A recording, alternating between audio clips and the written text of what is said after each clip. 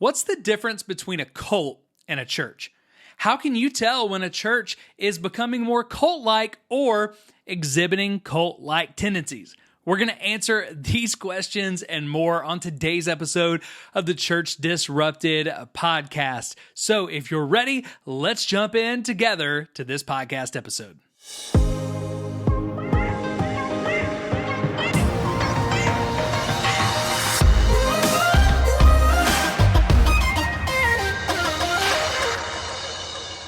All right, guys, welcome back to the Church Disrupted podcast with your host, Jeff Cochran. I'm here joined today by two of my favorites, Jacob and Sarai Miller.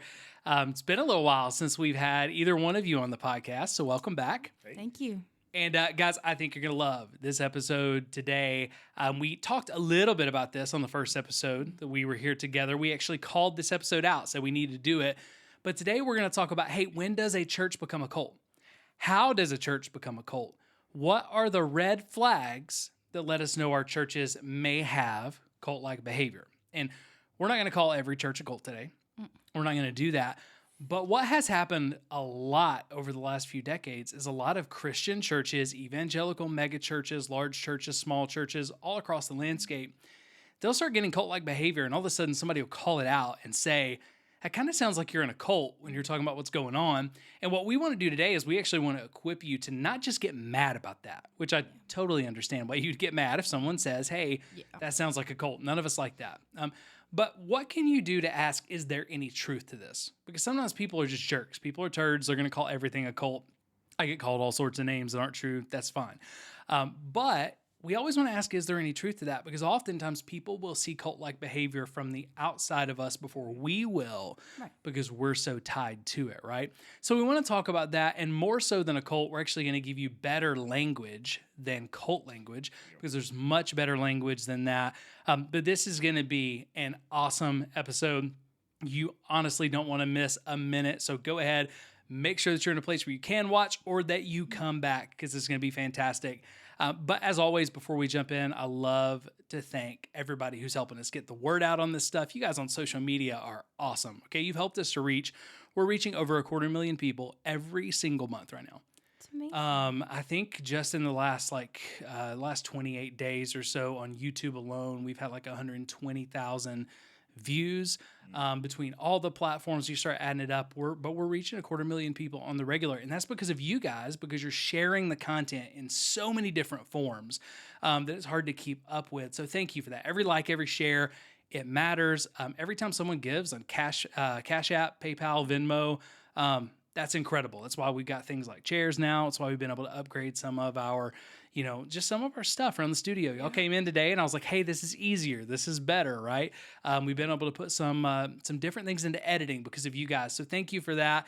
And you'll hear more about our sponsors here in a little bit, but thank you to our show partners that help make this work. That's the Forgiveness Link with Rob Scott and the East Tennessee Mentorship Association with Dustin Stitt.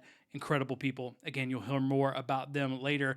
But guys, let's go ahead and jump into today and let's talk about this, because y'all have a history in an organization that is considered by most to be a cult, right?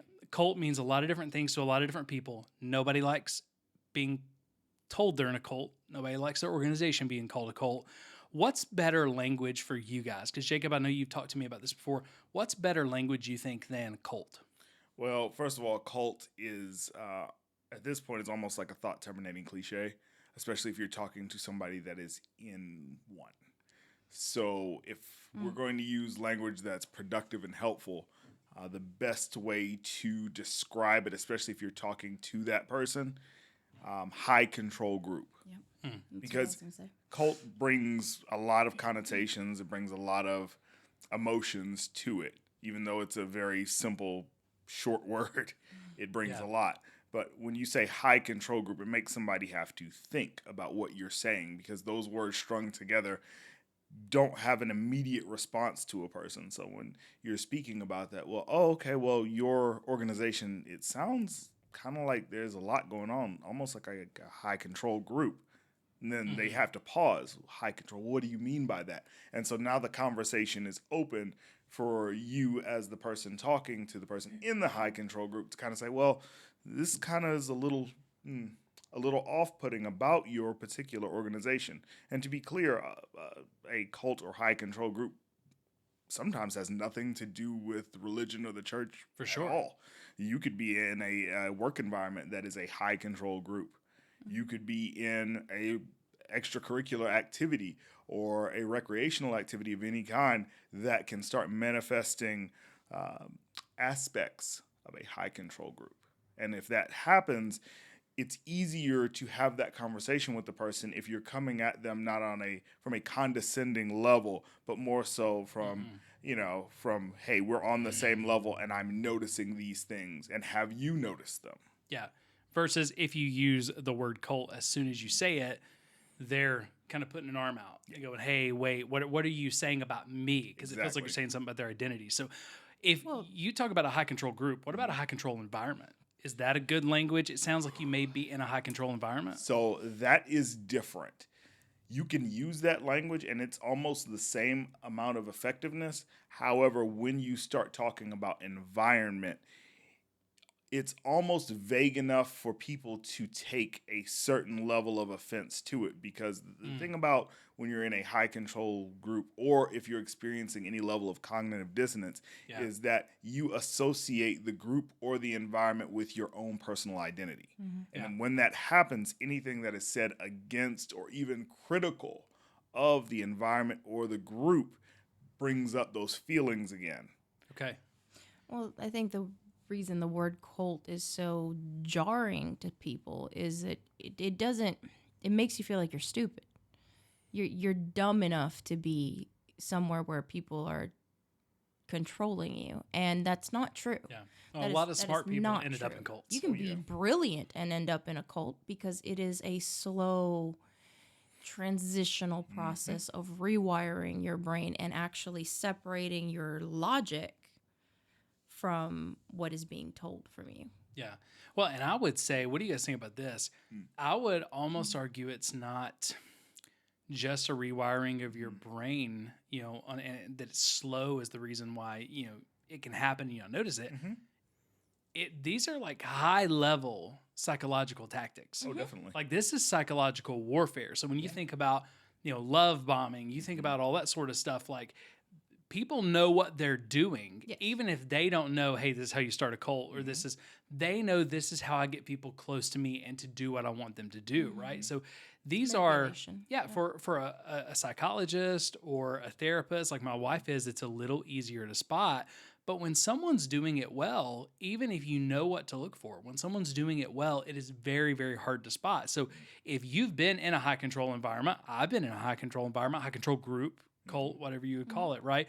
And I don't think I was in a cult. I'll go ahead and say that because of the religious connotations, but I was in a high control group with cult-like tendencies. It can happen. It says nothing about how smart you are. It's these people are hyper intelligent. Otherwise, they'd be found out. I mean, it's almost like the group itself is narcissistic.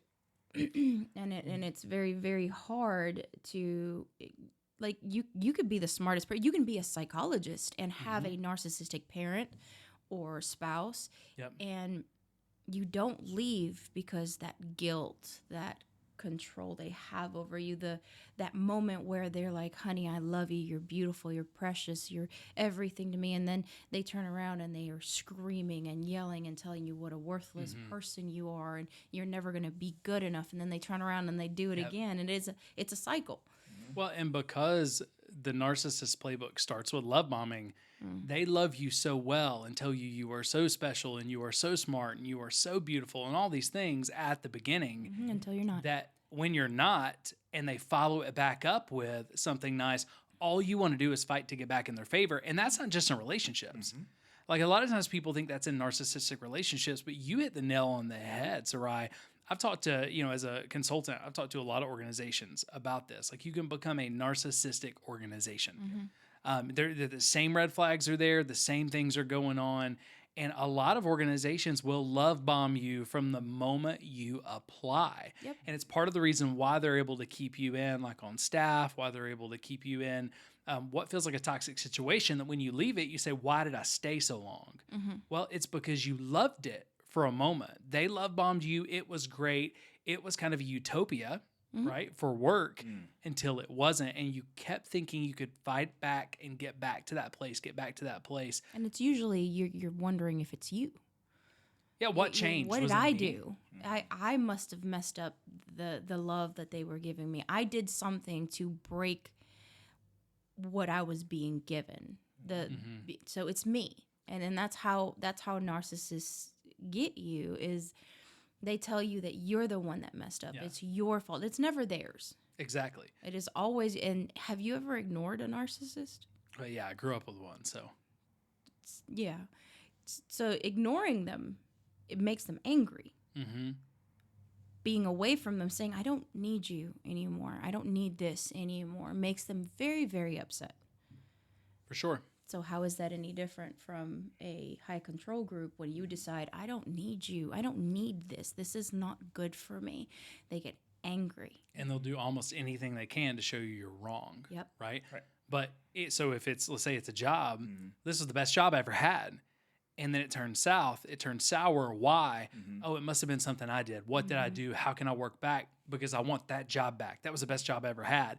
It's a church. That was the best church I ever went to. I love my community so much. And then it changed. It must be me, right? Yeah. And then they'll That's say the same things, thing to do do. things that make you believe that as well. So again, if you've been in a high control group or you've been in any sort of church or organization with cult-like tendencies, it doesn't mean anything bad about you. There's a reason why you got caught up in it. There's a reason why other people got caught up in it. And a lot of times, I honestly don't think that most of the leaders of these organizations know what they're doing. Some of the best have. Most don't. They just don't realize how high on the narcissistic spectrum they are. They don't realize what they're doing. Most narcissists don't know that they even are narcissists. Right. They know what works. And because of a wound they had when, at some point in their life, this is what works to keep them in control, right? So even with that, we're not saying that the people who are maybe leading a high control group are always bad people.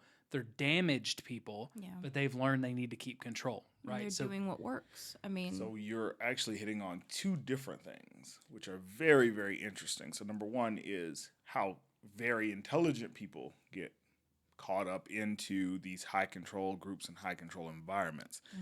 A person getting in a high control environment or high control group, the reason that they are able to slip into this without their antennas kind of perking up and telling them, hey, I need to back off, is because they are not getting all the information up front. The reason that an intelligent person can get caught into this type of environment, this type of group, is because they are drip fed the information as they become amenable to it. So what that means is let's say I'm trying to sell you a car. Okay. Now, if I was trying to sell you a car, It's not a manipulative environment at all. right? we love car salesmen. Love them. They're the They're best. so great. So if I'm trying to sell you a car, If you are a car salesman, we love you. They're not all bad. You're joking. probably great. right? It's a joke. As the salesman, Definitely a joke. I am going to tell you everything awesome about this car. I'm going to tell you about, it's never been Leather in an seats. accident, has leather seats, it has seat warmers, it has a backup camera. I'm going to tell you everything awesome about it. And what I'm not going to tell you is anything that I may perceive to be a negative. Okay? So you as the person who don't know anything about this particular car are going to take my word for it because I sound genuine, I sound authentic, and I'm telling you, I'm hitting all of the nice parts of your brain that are telling you this is a great thing, this is a great purchase decision, it's going to be awesome. And he's not lying. There's a lot of good about this car. It's Yes. not a lie.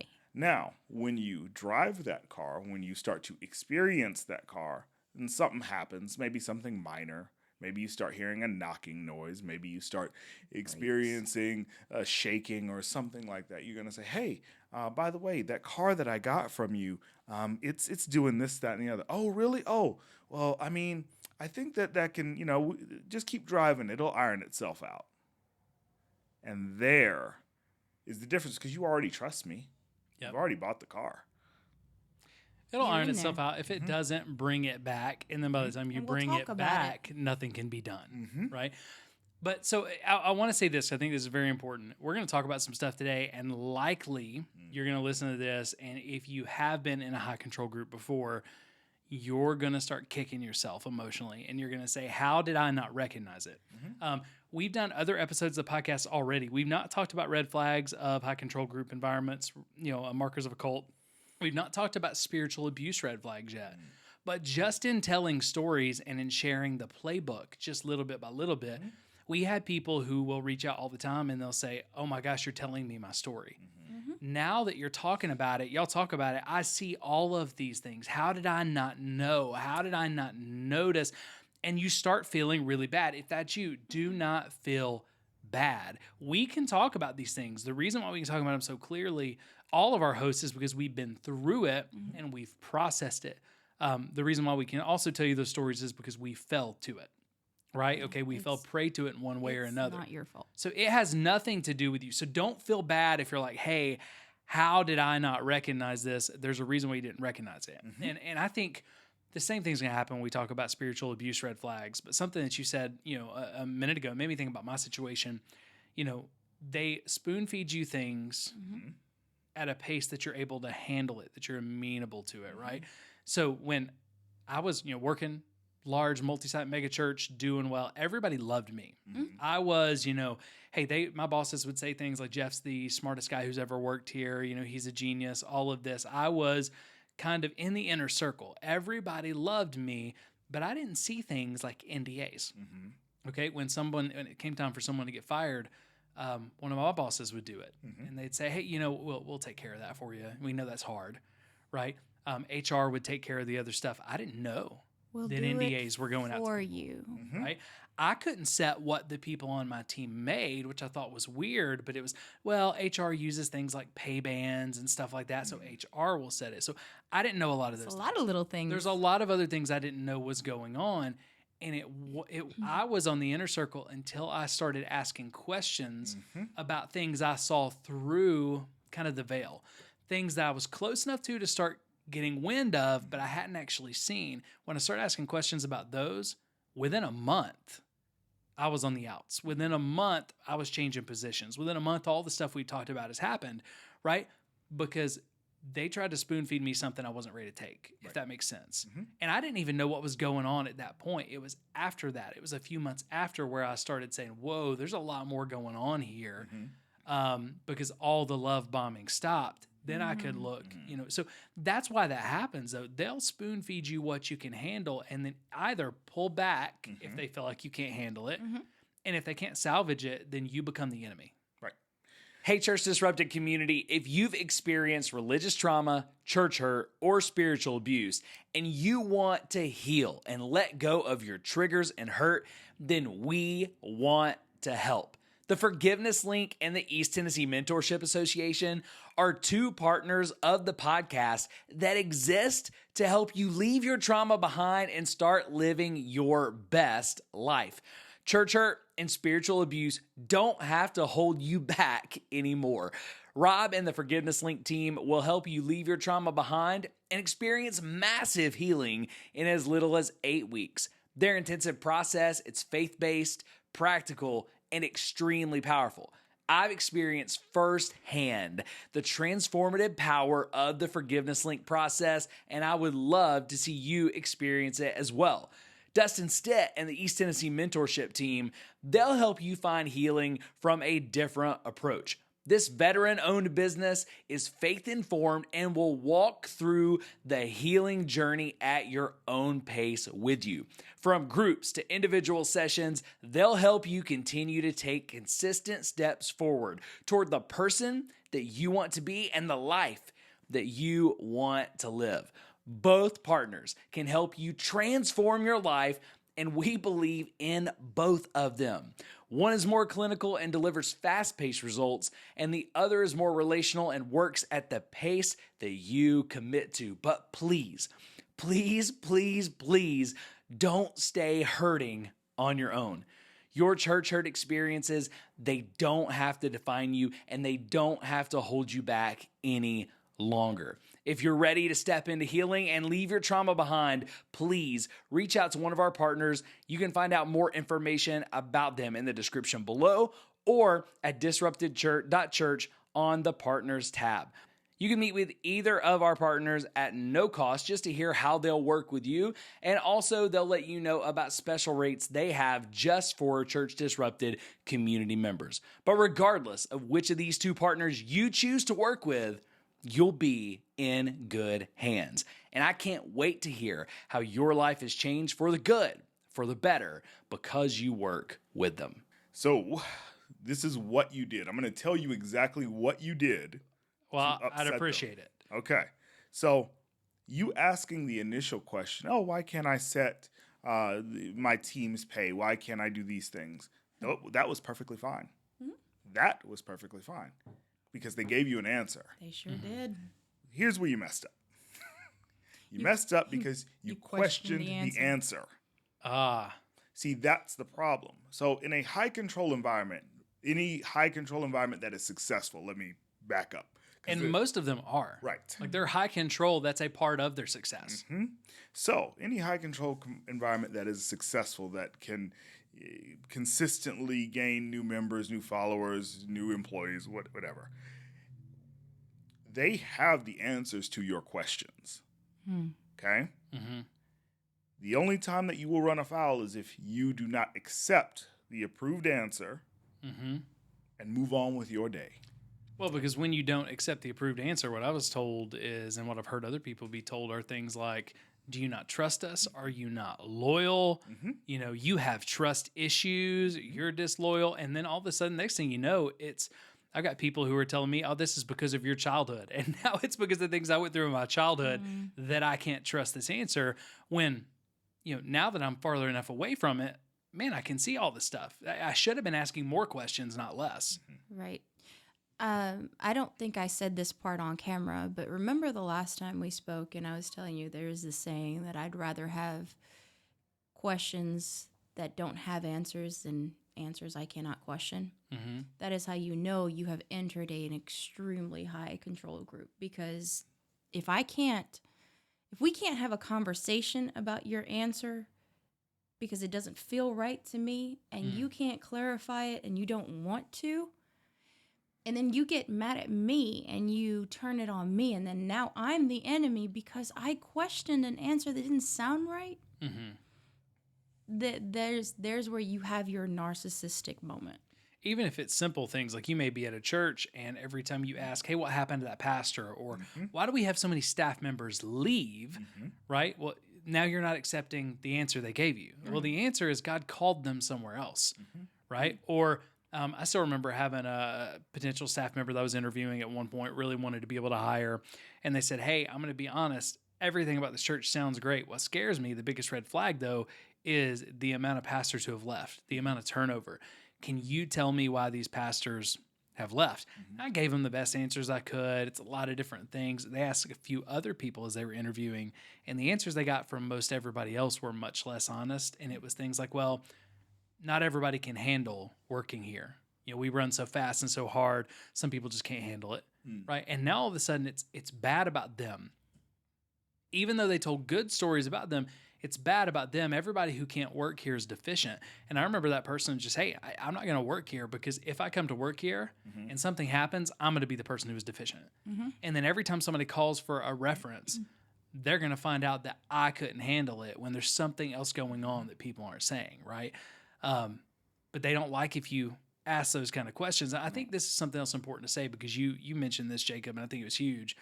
You said if it's a successful high control group, okay, most of them are successful or they get found out early. But I think the success is part of the problem because they're successful in different ways, different metrics, but because they're successful, people trust that they must be right because of their success. They must be right because the money that's coming in. They must be right because the people attending. They must be right because of the salvations, the conversions, you can really put any kind of number in there. But if the organization is successful, the group is successful, then it's another one of those things that checks you when you feel it wrong in your gut, but it was great and they're successful, so it must be me. Right. Like let's talk about that. How often do you see that become the issue that people say, well, if they really were a cult, if there really was something wrong, then they wouldn't be having the success. They wouldn't be having the results. Well, it's Right. kind of something that I don't know if this is taught in other countries so much, but I know in our country, it's something, especially if you grew up in the South, it's a saying my mom used to say it all the time. And I understood the application of it based on what we were talking about, but people kind of take this idea and spread it out. So the idea is that everybody can't be lying. Everybody can't be wrong. Here's the thing. Universal truth is not measured in mass appeal. Period. Wow. Just because a lot of people are doing something doesn't make it right, doesn't make it true. Well, at one point, everybody just about in the United States thought slavery was okay. And then now everybody would say slavery is not okay. And that happened in a very small period of history. Right. Right. So what people believed en masse was not necessarily true, and we've changed our minds. Well, I love, and anybody that's watching this that has seen me, I relate things back to movies because I love them. So, if you've ever seen the movie Men in Black, it is a stupid movie.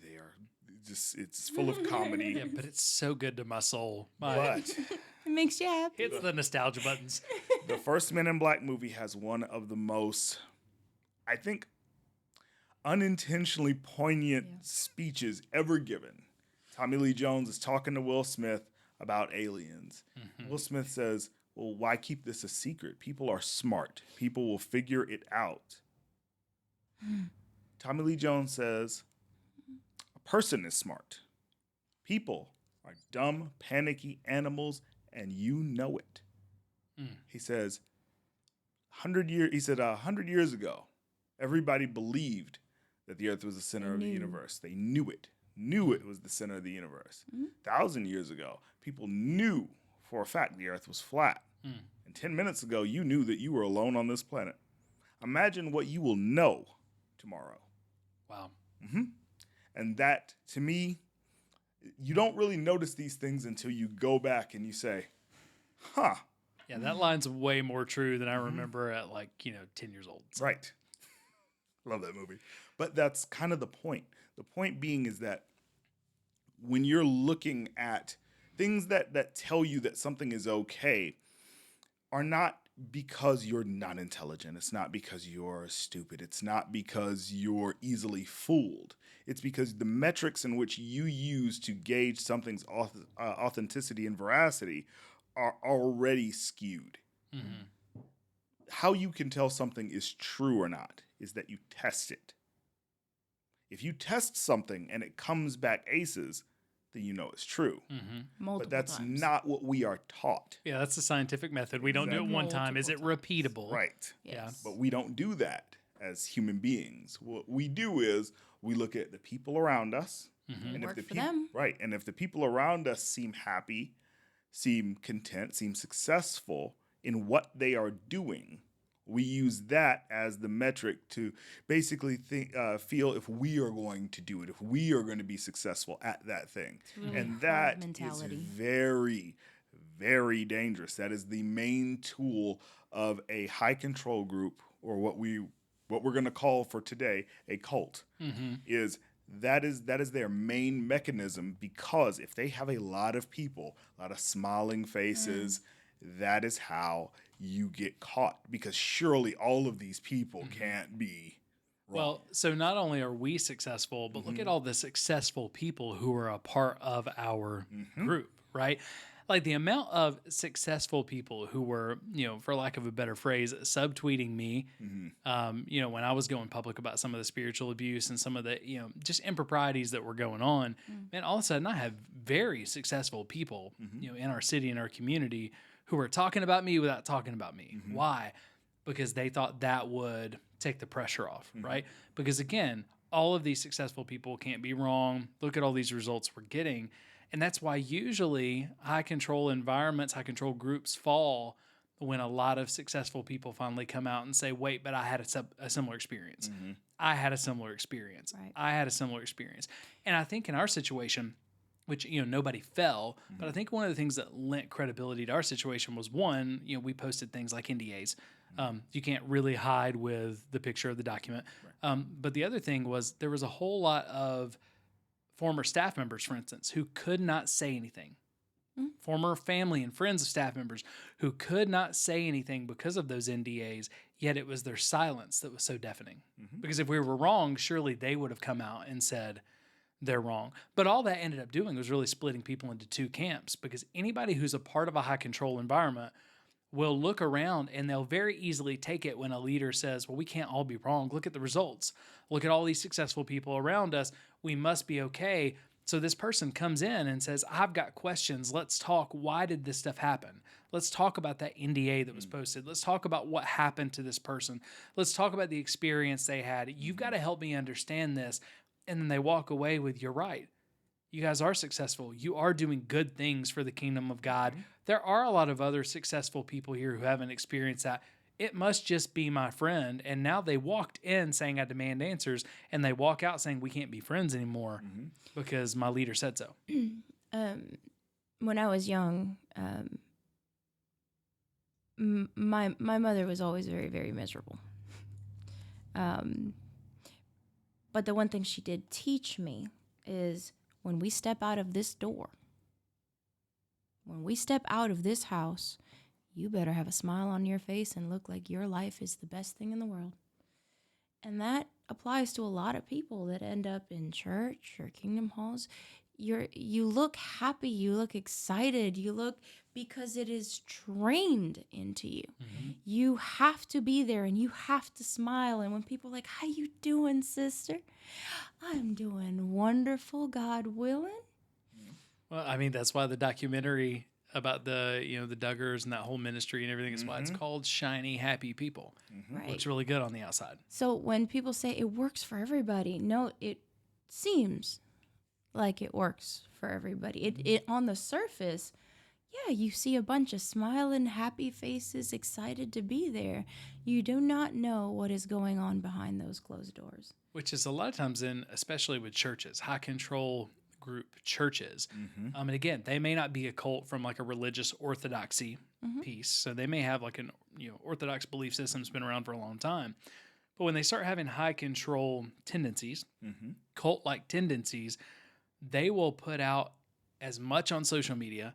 They'll put out as much on their walls. There are people smiling everywhere. Why? Because that's part of, look at these happy people. Look at these smiling And people. it's you. It's You're worked unhappy. for me. Yeah, They are fine. exactly. You're the problem. And to be fair, it's working for some people. It's making a difference in many people's lives. Absolutely. As a matter of fact, it made a difference in your life. Very few people are in a cult or a high control environment if they didn't have a good experience. The good experience gets you. The good experience keeps you in. It's only if you go far enough that you start to experience, for the most part, the stuff that's been hidden behind the curtain. So sometimes I'll talk to people who have been a part of churches for forever. We'll share stuff on social media from the podcast. And anytime we share stuff that makes them feel like we're attacking their pastor or we're attacking the way they do church, a lot of times I don't know these people at all. But once they feel like the way they do church is attacked, they'll come out in full force, don't look like Jesus at all anymore, just completely try to tear us down. Why? Because we attacked what's good for them. I put out a video a couple weeks ago about Joel Osteen's church. Man, I had people from Joel Osteen's church who were hammering me. They didn't care anything that went on in my life. They didn't care anything that we were talking about. We just said something bad about their church. They're having a good experience, right? But if someone else comes out about a church and says, well, but I've had a bad experience. So like, that's basically us. We may not be talking about your church specifically, but we talked about something that sounds familiar. And we said these bad things were going on. People are having this bad experience. Well, now either I have to come to grips with the conclusion that it is true that bad, evil things may also be happening where I've had a good, holy experience, or those people are liars. It's much easier to say those people are liars, or something happened and something happened and made those people bitter. So now they're talking about these things, when the reality is something happened those people got close and then they got hurt, they got burned, they experienced something that's going on behind the curtain. And the sad part is if we didn't hide it and we'd address it, a lot more of these organizations and these leaders, I think, are redeemable than not if it's addressed early. But if you let it go and you let them keep power, they get bolder and bolder and bolder, and they want more and more and more until eventually something nasty and something bad happens.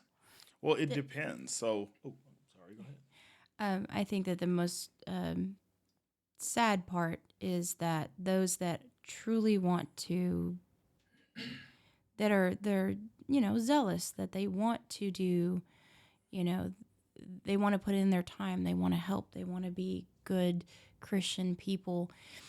Because the people that are on the surface, that are just barely there, they're never going to have a bad experience because they're never really all the way in. So those are the people that will come after you, And and that's they the will kind be of the phrase that that leaders- absolutely not. Well, that's the kind of phrase that leaders in high control environments use, right? High control groups. Are you all in or not?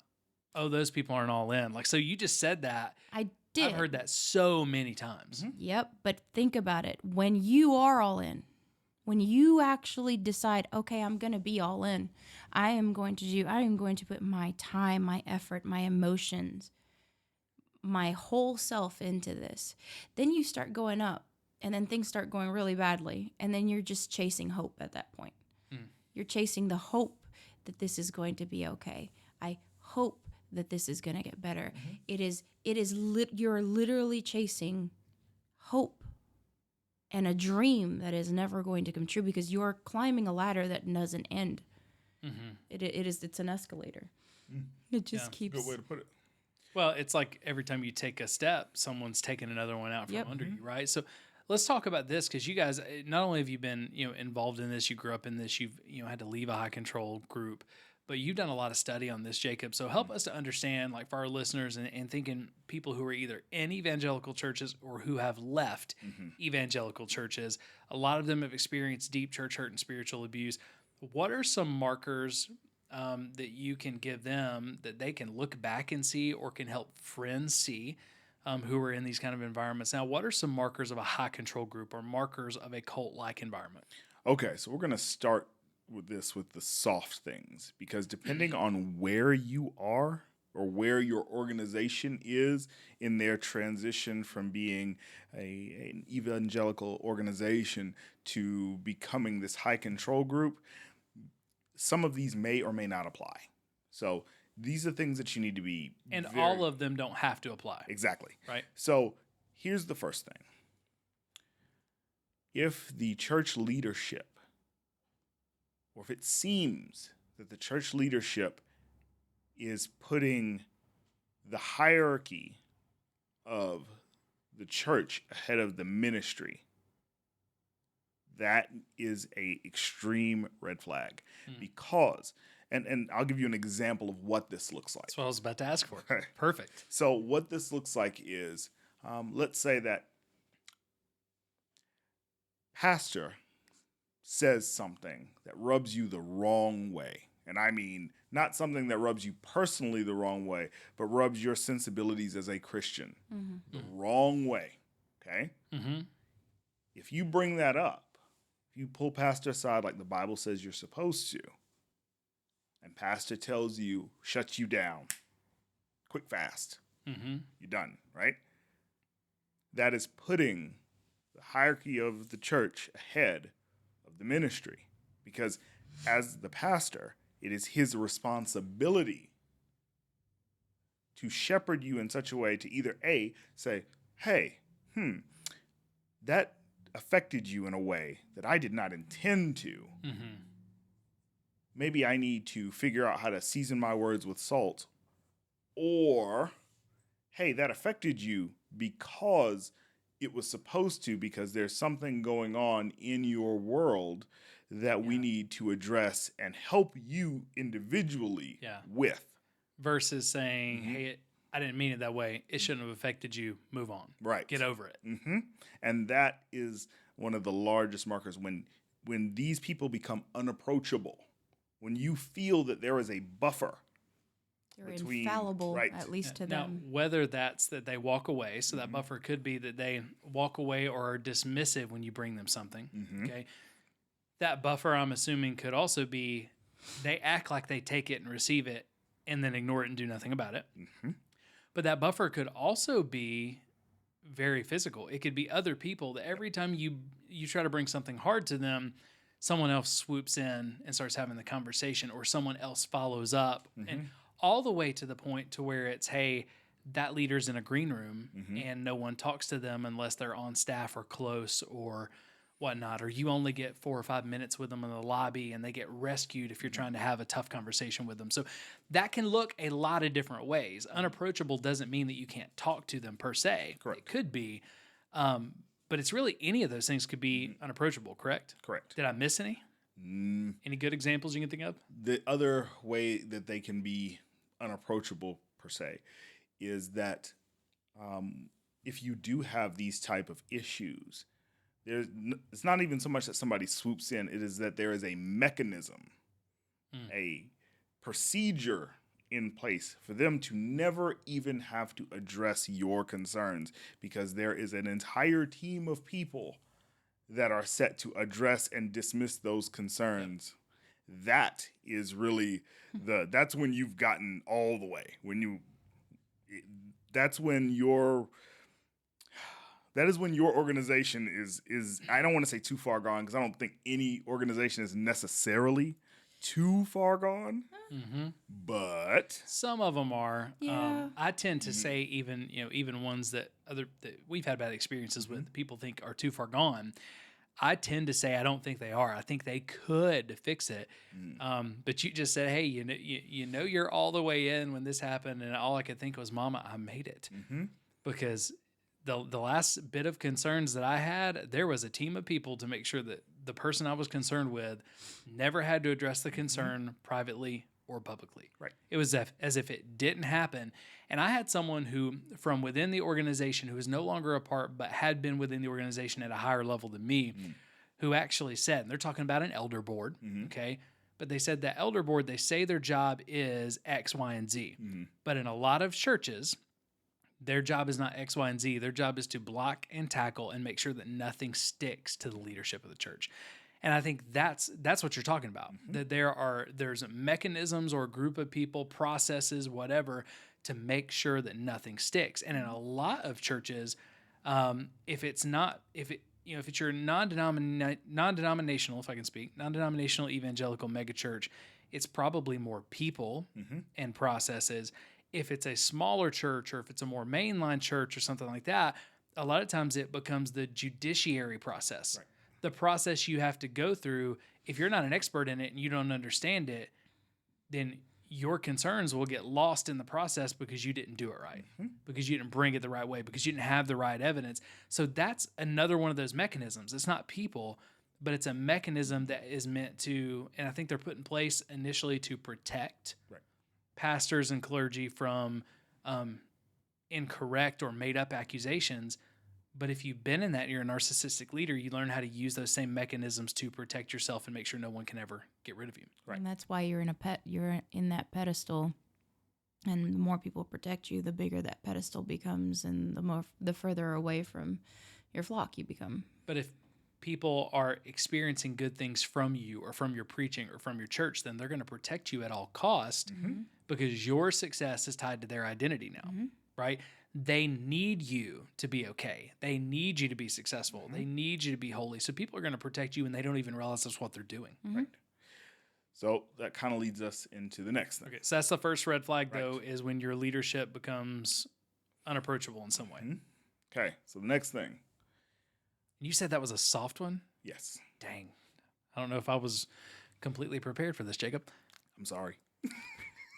Like emotionally, I'm prepared. I don't know that I was mentally prepared. So here's the next thing. If the leadership, and I don't even mean, especially if you're in a large non-denominational evangelical organization, I don't even mean the absolute head of the organization or heads of the organization. What I mean is, if the leadership, let's say from the elder organization almost down to the deacons. Mm-hmm. If they have a separate set of rules that the average rank and file parishioner is not privy to, I repeat, is not privy to, Special books. Special instructions. it might be time to examine. Budgets. Yes. It might be time Rules. to examine. So one of the things that's popping up now is a lot of churches, and of course I've been close to ones that have done this, but this is also true of a lot of ones I have not been close to. Okay, so I've been kind of ear to the ground talking to a lot of former pastors, pastors who have been involved in mega churches, trying to see if some of the things that I have seen are as pervasive as thought. One of the things that are happening now is a lot of churches are changing their employee handbooks and everything else to say it's really not a legal agreement, but it kind of is a legal agreement. It scares you that they might be able to take legal action that basically says you can't share anything that you find out being a staff member or being a volunteer that the average parishioner wouldn't know. Okay, so for instance, like I'll give you an example with my wife and I in our situation. So she gets forced out of her position at the church because of something that I said, because they already had issues, with me and we'd had those bad experiences and all that. Well, when we started sharing what we had, there are still people who would say, well, there's two sides of every story, right? So we're just waiting on the other side. We're sure the other side would make sense. Okay. So we shared everything that we could evidence-wise, yet people are still saying you shared everything, they shared nothing, and there must be another side of the story. So here's the problem though. We actually have plenty of other stuff. Like, so I remember sitting down, we're sitting with this group of elders, we're going through a process with them. They told us multiple things that were lies. I don't know if they knew they were lies or not, but they were flat out lies. But I couldn't give them the evidence that I had, the recordings that I had, without breaking some of the other potential legal things and employee handbook things, because to them, leaking confidential information is sharing anything that the average parishioner wouldn't know, which is so much. So if you tell anybody anything that the average parishioner doesn't know, then you could be in breach of this contract, right? So we've got a lot of the stuff that we've got it in case we need it, but we didn't put it out there for people because, we didn't want to break that confidentiality, even though that's one of the things that they still tell people to this day, that she lost her job because of breaching confidentiality. And what they mean is she recorded a conversation, didn't play it for anybody, but recorded it, right? So even something as simple as recording a conversation where they might be talking about something else. And some of the stuff that they consider confidential is so silly. Others are big, but their budgets, they're this, they're that, the other, but there's so much they want to hide. And the thought process is people don't have all the context. They don't know all the ins and outs. So it'll make the kingdom look bad. It'll make the church look bad because they don't understand it. But the truth is, most of the time we don't hide things because it'll make God look bad because people don't understand it. We hide things because when they do understand it, it's still going to look bad. Right. But it's easy if you're inside the organization to think, oh no, we're hiding it for good reasons. So stuff like that, is that part of what you're talking about when you're talking about separate rules? Because it could be separate books, separate holy works. Like in Mormonism, you don't get to the Book of Mormon until you're pretty deep in. Pearl of Great Price, so you're pretty deep in. They start you with the Bible. Similar things with Jehovah's Witness, right? But are those more practical things that they're hiding back also a marker of a high-control group, or no? So if we're talking about things that are being hidden, so yes, again, if we're talking about Jehovah's Witnesses, they have a whole, all congregation elders have their own handbook that the average parishioner is not allowed to see. Literally, is not. When you become an elder, they tell you, you are not to share this with anyone. You're not to share this with your wife. You're not to share this with your children. Nobody in the congregation that is not an elder should know the contents of this particular book. Which is the same kind of thing with an employee handbook. You come on staff, you can't share anything you ever hear or learn that a normal parishioner wouldn't know. Right. Something we haven't announced on a Sunday morning. Right. If we're talking about larger operational things that you are not allowed to know unless you are supposed to know, you're not allowed to know the investments that are being made. You're not allowed to know where the money's going. Not only where the money's going, but what other type of organizations that the larger corporate entity is involved in. And I'll give you a really quick example. something that has been a point of contention for many of current Jehovah's Witness and ex-Jehovah's Witness alike, and that is that the Jehovah's Witnesses from time immemorial really have always taught that the United Nations, in particular, is basically an arm of Satan. Okay, I know it sounds really weird. Out of all the things that would be Right. an arm of Satan, I wouldn't think the UN. And there's a reasoning behind that, but that's neither here nor there. The thing you need to understand: United Nations bad. Yeah. Okay. Bad. Don't touch it. Right. So when it came out in the 90s that not only was the witness organization involved, Christian Congregation of Jehovah's Witnesses was involved as an NGO. That's a non-governmental organization for people that don't know what that means, which is a part of the UN, but they were frequently involved in other governmental organizations in various governments. And the reason that that doesn't work for Jehovah's Witnesses is because they teach Neutrality. Yeah, they teach neutrality to the point where you're not allowed to vote, neutrality where you're not allowed. Can't go to Yes, to fight. Usually for your churches are country. telling you how to vote, not that you're not allowed to vote. right. Right. That you're not even to have an opinion about things that are going around, not only in your national government, but in your local state government. And so when you come to find out that, oh no, this corporation is very much involved in the dealings of government organizations, then it becomes a real sticking point, because all of this time it has been hammered into your mind that this is not allowed. Neutrality has been hammered into your mind, yet some investments from the Watchtower Bible and Tract Society, which is another corporation under that umbrella, have heavily invested in the weapons manufacturing industry, like Lockheed Martin, Boeing, things like that. And so, again, if you're not allowed to know that information, you can't make an informed decision. A lot of times these organizations, these churches, when you get involved, you need to stop thinking of it, even though it is a faith-based organization, it has very much to do with your relationship with your creator. You need to be looking at these organizations like you would look at almost anything else, anything that you would buy. Versus we tend to get blinded because this involves our relationship with God. Exactly. So you need to be looking at it as a purchasing decision. You would never make a purchasing decision without having all the information. High control groups thrive on the idea that you will never have all the information. You will never have all. Well, a lot of the times information. the elders only have, so if you think about the multi-site megachurch, most of the time the elders have one set of information. The leadership team or the finance team or whatever it is, it's kind of the board, they have another set of information. The staff has another set of information. very Then segmented. there's levels of the staff, right? Nobody actually has all of the information, and that's protected other than a few key leaders at the top that know it all. It sounds like terrorist cells. Well, it almost is in a way. So you're compartmentalizing information in government organizations, especially clandestine organizations that are meant for espionage and things like that. You compartmentalize information so that if somebody gets caught, they can't give up the ghost on everybody and the whole operation dies. Same thing for a high control group.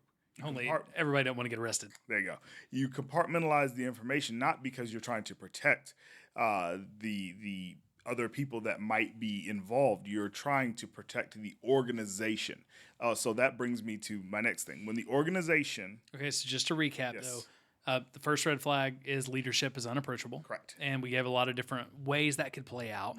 The second red flag was the hiding of information, privileged information just for a few, and the compartmentalization of information. Yes.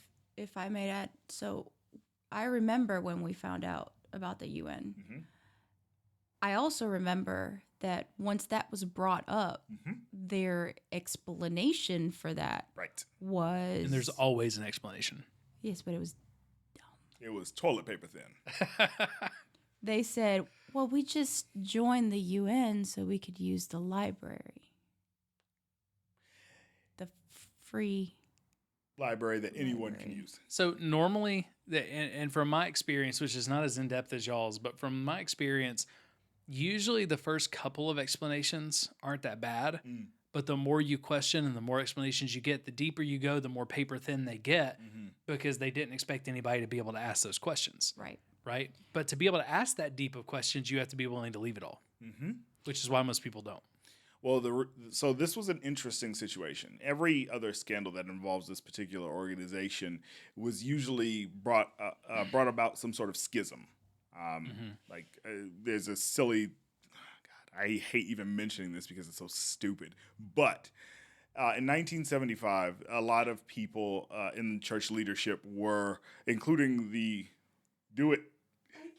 She got a sneeze. I hit the mute button and made her laugh. I'm trying, and it's gone. But a lot of church leadership, including the so for those that don't know, the uninitiated, the governing body of Jehovah's Witnesses runs the Jehovah's Witness organization. They are like there are 8 of them current. No, there are 10 of them currently, but they're like a bunch of little popes. Okay, and they basically are what are called the guardians of doctrine for that religion. Okay, so when they say something, that's it. Yeah. That is it. It is what it is. So, a few of them, in particular, the president at the time, had this really interesting notion that that Armageddon was going to come in 1975. Okay? Well, that worked out well. The world was going to end. The thing about cults, it brings back something that you said. Some of these people are not necessarily managing these organizations, right? Even if you have an aim to do something nefarious, there's a smart way to do it, and then there's the way that it's done. And when you set dates in particular, bad idea. So, world's going to end in 1975. 1976 comes. Obviously, people are upset. Well, because they not only did they tell you that Armageddon was going to come and we were going to move forward to inheriting the earth, they also said that your jobs are not really important. So all of these people sold their homes, their cars. They quit their jobs. They took all their money and gave it to the organization. They took on mountains of debt because money's not real. It's not going to matter. And then the year passes and they're homeless and broke and severely in debt and have no job. You know who wasn't homeless, who wasn't broke, and who wasn't in debt? The leaders. Exactly. They also told us recently even, it's so close, we're almost there. And they just built a new facility. A brand new facility. So if we're almost there, why are you building things, spending billions on these? Well, we're telling you we're almost there so that you'll let loose of a little bit more of the cheddar cheese because we need to build more buildings. Of course. Yeah. So it's hope. When the organization, when that compartmentalization is happening and the organization's appearance, when their name, when their reputation becomes more important than shepherding God's flock. That's number 3, yeah. Big red flag. All right, so give me some practical examples because, like, we literally haven't talked. We're just like, hey, we're going to talk about, when does church become a cult? How does church become a cult? But man, it's like you're in my head. Okay. I can give you many examples. Yeah, give us practical examples of that. So, can I do one? Sure, go for it. So, let's say you're a wife to an elder. Mm-hmm. Okay. Good elder, according to the congregation. But behind closed doors, like I said, you don't know what's happening there. The wife comes forward, says, I can't take this anymore. He beats me. He abuses me. And then they go and talk to him. And they're like, that's not true. Why would I do such a thing? And the thing is that if an elder is supposed to be appointed by Holy Spirit, then God can't be wrong about this person, right? Because God wouldn't put someone in charge that hurts people. So what happens there is they talk to the wife and they say, honey, that's the head of your household. Just hang in there, pray about it, have faith. And that is the end of it. Because that is all she can do. Because their reputation cannot go out and say that their leaders are wife beaters or abusers or any of the criminal offenses that they do. Well, a lot of times the only time they fess up to it is when they can't escape it Mm-hmm. anymore. And then it's a we didn't know, when if you go back and you look, usually there were plenty of people who told them. See, but that's the thing. You would need a witness. There are certain things that a person does that does not really have a witness, or the people in the household are too scared to speak about it. Yeah, but especially in church world, and I understand what the scripture means, I understand where it came from, but we weaponize that scripture of, let every accusation against an elder not be entertained unless it comes with 2 or 3 witnesses. Correct. And then we start tearing apart what a witness is, when really all we're trying to say is, hey, is there more than one person? Are there a few people who would say, hey, there's some concerns here, let's look into it? Right. Yeah. So that is a micro example. Yeah. And a good one. Now, let's look at a macro example. So, what do the Church of Scientology, the Church of Jesus Christ of Latter-day Saints, Catholic Church, the Westboro Baptist Church, the Jehovah's Witness, that's Latter-day Saints, and the Boy Scouts of America all have in common? Oh, gosh. I have no clue. Scandals? They all have sexual abuse scandals involving minors. Okay, now, this is the second thing they all have in common. When these accusations were brought to light, okay, they all did the exact same thing. And that thing is deny, blame the victim, and claim that this is a isolated incident. Those are the 3 things that happen. And they know that's not true. Right. In a high control environment. All of the examples I gave, sans one, were faith-based. And you don't normally say it was an isolated incident until you have to come forward and blaming the victim didn't work. Because if blaming the victim works, you don't have to go to that. Right. And that doesn't just happen in the big ones, though. But that is, and we're going to talk about this more on a future episode, but that's part of the abuser's playbook. Deny, blame the victim, and then apologize, but it's not a real apology. It was just a one-time mistake. I didn't mean to. It was just, it was a moment of weakness. Going back to the individual, like the individual narcissist will do the same thing, right? But that happens all the time. And it's the same playbook that mega churches have been using to avoid these things since the 80s. And again, when we walk through our process of trying to do church discipline, we went through the exact same thing. Deny, and then all of a sudden, let's attack. Let's blame me. Let's blame Guilt the victim into silence. Literally, I had a group of elders that came to talk to us about it. We thought they were actually going to hear us out, and instead, they came with a folder. Right? They came with a folder that was probably this thick, and it was evidence they had gathered against not only us, but against other people that they had found on Facebook and online who had come forward about things against them. Yeah. Right? So they actually come, we're having this meeting, and all of a sudden you realize they're not really here to hear us. They're here to tear down anybody who was with us. Right? So it was more than just us, but it became deny. Let's blame anybody who's a part of this, not just one victim, anybody that touches them, why they're not trustworthy. And then, of course, it didn't get to the point because we didn't push it to the point where it would have had to have gotten to the apology. But then the apology would have probably still been some sort of apology that it was somebody's fault except for the senior leader. Correct. It was somebody's fault except for the people in power. So you sacrifice someone else to stay in power. Yes. So that is a very interesting reason that these things happen. But here's something that kind of dovetails with that. And this is actually, let's see, we're up to number 4 now?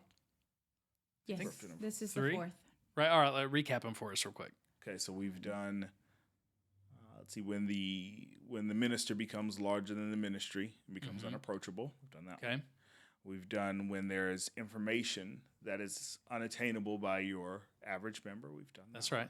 and we've done when the organization becomes more important than the flock. Yeah, and protecting his reputation. Exactly. So number 4, I love this one. This is one that if you see it, it might be time to get the heck out of Dodge. Okay. So I'm trying to figure out a really good way to word this. It's probably not. Probably isn't. So what you're looking at here is when you are not allowed to speak to former members. Okay, so this got posted the other day. I actually shared this on social media. I don't know if y'all saw it, but Chris Durso, who's a pastor, a speaker, he had posted, if you leave a church or if people who have left your church or no longer work at your church, you're not allowed to talk to them anymore. That's not a church. It's a cult. Yes. That doesn't look like Jesus. I posted it and just said, hey, all of this. Because Candace and I, we have lost so many friends and people who are close to us who aren't allowed to talk to us. We've seen some who talked to us when no one was around, and we said, hey, we figured you wouldn't want to talk to us. We weren't going to say anything because we didn't want to get you in trouble. And I remember I had one spouse who said, that stuff doesn't bother me. I'll talk to you anywhere, any day. And then the spouse who was on staff said, it does kind of bother me. We're not supposed to talk to him, right? I had a friend come up the other day and is greeting me. I'm getting my hair cut. And he knows that I'm there, and he comes up behind, grabs my shoulder and just says, hey, man, it's been so long I hadn't seen you. I said, I didn't know if we were allowed to talk because that stuff happens so often, right? So this is something that happens all the time, and it's not always explicit. It's not always like you had to sign on the dotted line, you can't talk to them. Sometimes it's just implied, like you're not fully with us if you talk to them. Yes. And it becomes a different matter, really, if you're really thinking about it, right? So when you purchase something on Amazon, yes, and I'm going to keep bringing this back to retail in the corporate environment for a reason, okay? Because if there are things that you wouldn't allow out of your local Walmart, why would you allow it out of your church? Think about that. If you wouldn't let somebody abuse you or abuse your child or abuse your spouse at your local Walmart. And not take accountability for it. Yeah. Or not raise Cain over it like you're supposed to do, especially if you're the head of your house. Why would you allow that from your church? I mean, it also goes back to that first one, the withholding, because that's not something they tell you. Shunning is not something you start out with when you go to a church. I'm like, oh, no, it's fine. Everything's fine. They never tell you, hey, once you're in here and you're officially one of us, if you leave, you're going to lose everybody that you've ever brought in here. Yeah, it's part of how they keep you there. Yes, it's hostage. If you leave, I situation. mean, think about how that's going to affect the relationships around you. Right. That's the way it's set. Right. If I buy something from Amazon, before I buy it, I get to look at the reviews. Yeah, I get to look at them. 3 stars, 2 stars, 1 star, 5 stars, don't matter. I get to look at those reviews, right? Yep. So I can make an informed purchasing decision. If I can't do that with my church, it's probably because it's not a church. It's a high control group. And that's one of those that a lot of times you don't know it when you're just getting involved. Nope. You don't know it till you've been in there for a while. And then there are reasons. There are always reasons why you probably shouldn't talk to that person. But again, so many times when someone leaves a modern day church, you leave everybody. We talked about that in the last episode we did together. You leave everybody behind. But it's not just when they tell you you can't talk to people. When they act in such a way that it makes you feel like you can't talk to people or that you shouldn't talk to people, then it becomes an even bigger deal. Well, that's the chef's bad kiss. associations spoil useful habits. But that's the chef's kiss right there. If I don't have to implicitly or explicitly tell you that you can't do something, but rather the conditioning that I have put you through makes you not want to do the behavior that I find less desirable, I win. Well, because I didn't even have to get my hands dirty because I didn't technically say anything. Right. But when people know you're going to label me as disloyal and I'm going to lose my job or I'm going to lose my own relationships or I'm going to have people not trusting me anymore, I'm going to lose opportunities, inner circle, whatever, because I spend time with this person who was, involved in this church, right? And I'll give you this example, and this is a sad one. I'm gonna try to nuance this a little bit so I don't say who this person was, but anyway, I have a friend who's involved in a venture that I was trying to support, and every time I reached out and tried to support, like on social media and stuff, I wasn't getting a response. Wasn't getting a response. And then I finally got like a text message that just said, "Oh, hey, I just saw this. Here's how you can support us." And that was when I realized, oh, you don't feel comfortable associating with me in public, right? That's the issue. Or people who will talk to us, who still talk to us and are great, but only through DMs, right? Because they don't want it to get out. And when they feel like they have to do that, doesn't mean that they're bad people, but the fact that they feel like they have to do that, that's been sown in fear, and I think that's a huge red flag. We're talking about the cult-like red flags. That's a huge flag of an abusive and toxic church. Yep, and a lot of those are going to overlap. Yeah. And see, the real interesting part about the entire idea, if you each organization has its own special language when it comes to tearing down former members. So whether that be that you're, oh goodness, what do the Scientologists call it? A disease? No, it's like it's a something person, like a disruptive person, or I can't remember the terminology like offhand, but it's very interesting the way they put it. No, not a dissenter. No, it's a. But they've got their something own term person. for it. Yeah, it's called a blank person, and it'll come to me like while I'm eating dinner. Yeah. But it doesn't matter. So whether it's that, or it's spiritually weak, or you're an apostate. It's a label. Right. Or just, Do you know what my label was? What? Divisive. That's what I was going to go for. Or that you're divisive. There's always a language around why you shouldn't ask the questions of the people that used to be in the organization that you were a part of. In healthy church environments where you just might not be a good fit. Because that happens, and that's totally okay. Yeah, that happens. You're never going to hear the pastor or the deacons being like, well, hey, I heard this about the church. What did you guys think about it? Well, we just weren't a good fit. But I hope that person's having a really, good experience wherever they are now. That is a positive situation. But when they say, oh, well, I probably wouldn't talk to them, their faith just wasn't strong enough. Maybe they were a little spiritually weak. See, that sows spiritually weak. I don't want to be spiritually weak. Well, and you got a lot of churches, I've heard pastors who have said this, hey, we weren't a good fit for them. They really wanted a place where they could go deeper in scripture, where they could go, expository preaching. They wanted to be discipled. And that's just not who we are. We're more topical, we're more gospel oriented. Heard people say that. That's great. Okay. I've also heard pastors, the same situation. Hey, why'd that person leave? Well, they left because they wanted to get fed more, so, they didn't have the same values we had toward the gospel and leading people to Jesus. Now, by saying that, I didn't say anything bad about the person, It's very condescending. but I insinuated that they left because they put their own maturity ahead of other people coming to Jesus. I've heard that one hundreds of times.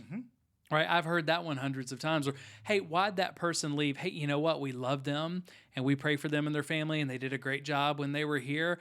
But, everybody can't handle running at the pace we run as a staff. Some people just can't handle it, and that's okay. Yeah. You just said it's okay, but you implied that it's something wrong with that person. Right. Right? And I think a lot of times it's those implications, those insinuations that actually do most of the damage. Well, there's a lot of assumptions when you leave. I've had even family members where they ask me why I left, and then immediately give me a reason. Oh, you left because you wanted to do bad things. You left because you wanted to do things that were against the Bible. You wanted to be a bad person. So you couldn't do that within the organization, so you had to go. Yeah. And you did it yourself. And it's like, that is an interesting It's way interesting that you assumed all of that about me. That was and a my motives. lot. That was a lot of assumptions, and you have no idea because you didn't even let me answer the question. You answered it for me. You know where that happens, not just in a cult, but where else that happens a lot? Social media, YouTube specifically, the amount of assumptions that people make. And it's like, how did you get that Oh, yeah. from a 10-second clip, right? So you think about this, it happens to volunteers all the time, though. A volunteer leaves, right? A volunteer leaves, a church environment or whatever, and it was, they just didn't want to receive accountability. They didn't want to accept accountability. That's why they left, right? Yeah. And so when we actually stepped out and stepped in the church discipline process, we did share early on, hey, just that, hey, my wife got fired. Here's the reason why. Here's the NDA. There were people who wanted to know, and they just couldn't fathom, why did you do that? If you just done the church discipline part first, it would have been okay. Well, no. The reason why we had to do that was because there were already stories being spun to assassinate our character that weren't true. So I remember putting on the post where we posted about it, hey, we still love this, this organization. We're praying for them. We want the best for them. But if you hear anything that is different than this, let's talk, because something's wrong. Right. Okay. And that doesn't mean that my version is the only version that's true. But that means if you start hearing other versions, let's get everybody in the room and talk about it, because I'm not scared to talk about it. But it's because we had seen that with volunteers and staff so many times before. The amount of staff that left because they weren't willing to receive accountability. And then you go talk to them and it has nothing to do with accountability. But most people, again, they're going to hear that. They're not going to talk to the person who's now outside of the organization, who's outside of the group because of fear. So they're never going to find it out. And then there are assumptions that are made about this person that affect their relationships that were never true. Right. Yeah. Okay. So you have just brought us, to number 5. Okay. No, And- the 6, isn't it? No, we're at 5. We're 5. Yeah. Yeah. Oh. 4 I'm was keeping track now. 3 was loaded. So that's what happened. 3 was loaded. Yes. So number 5 is, and this is going to rub some people the wrong way, so take a breath. I'm not talking about you. Probably don't know you've never met you. But They're gonna be sure. You're Yes. talking about them, and I told you. if your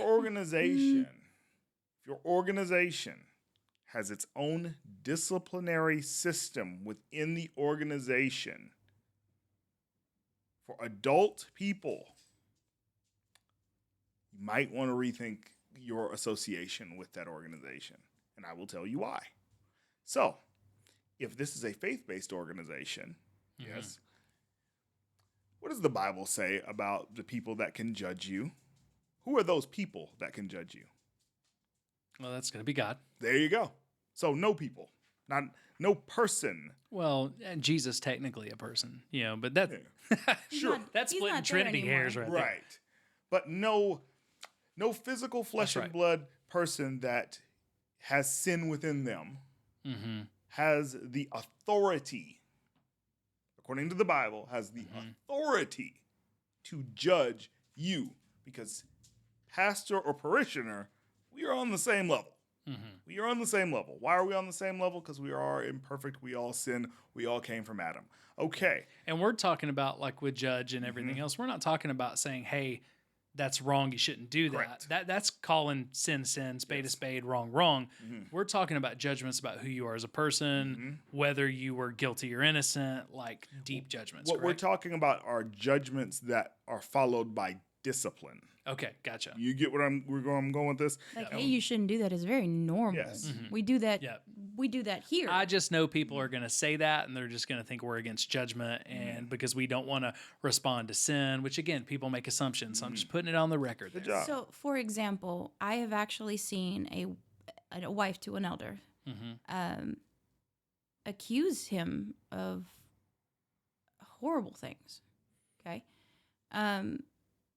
And because she decided to come forward, she was thrown out of the organization.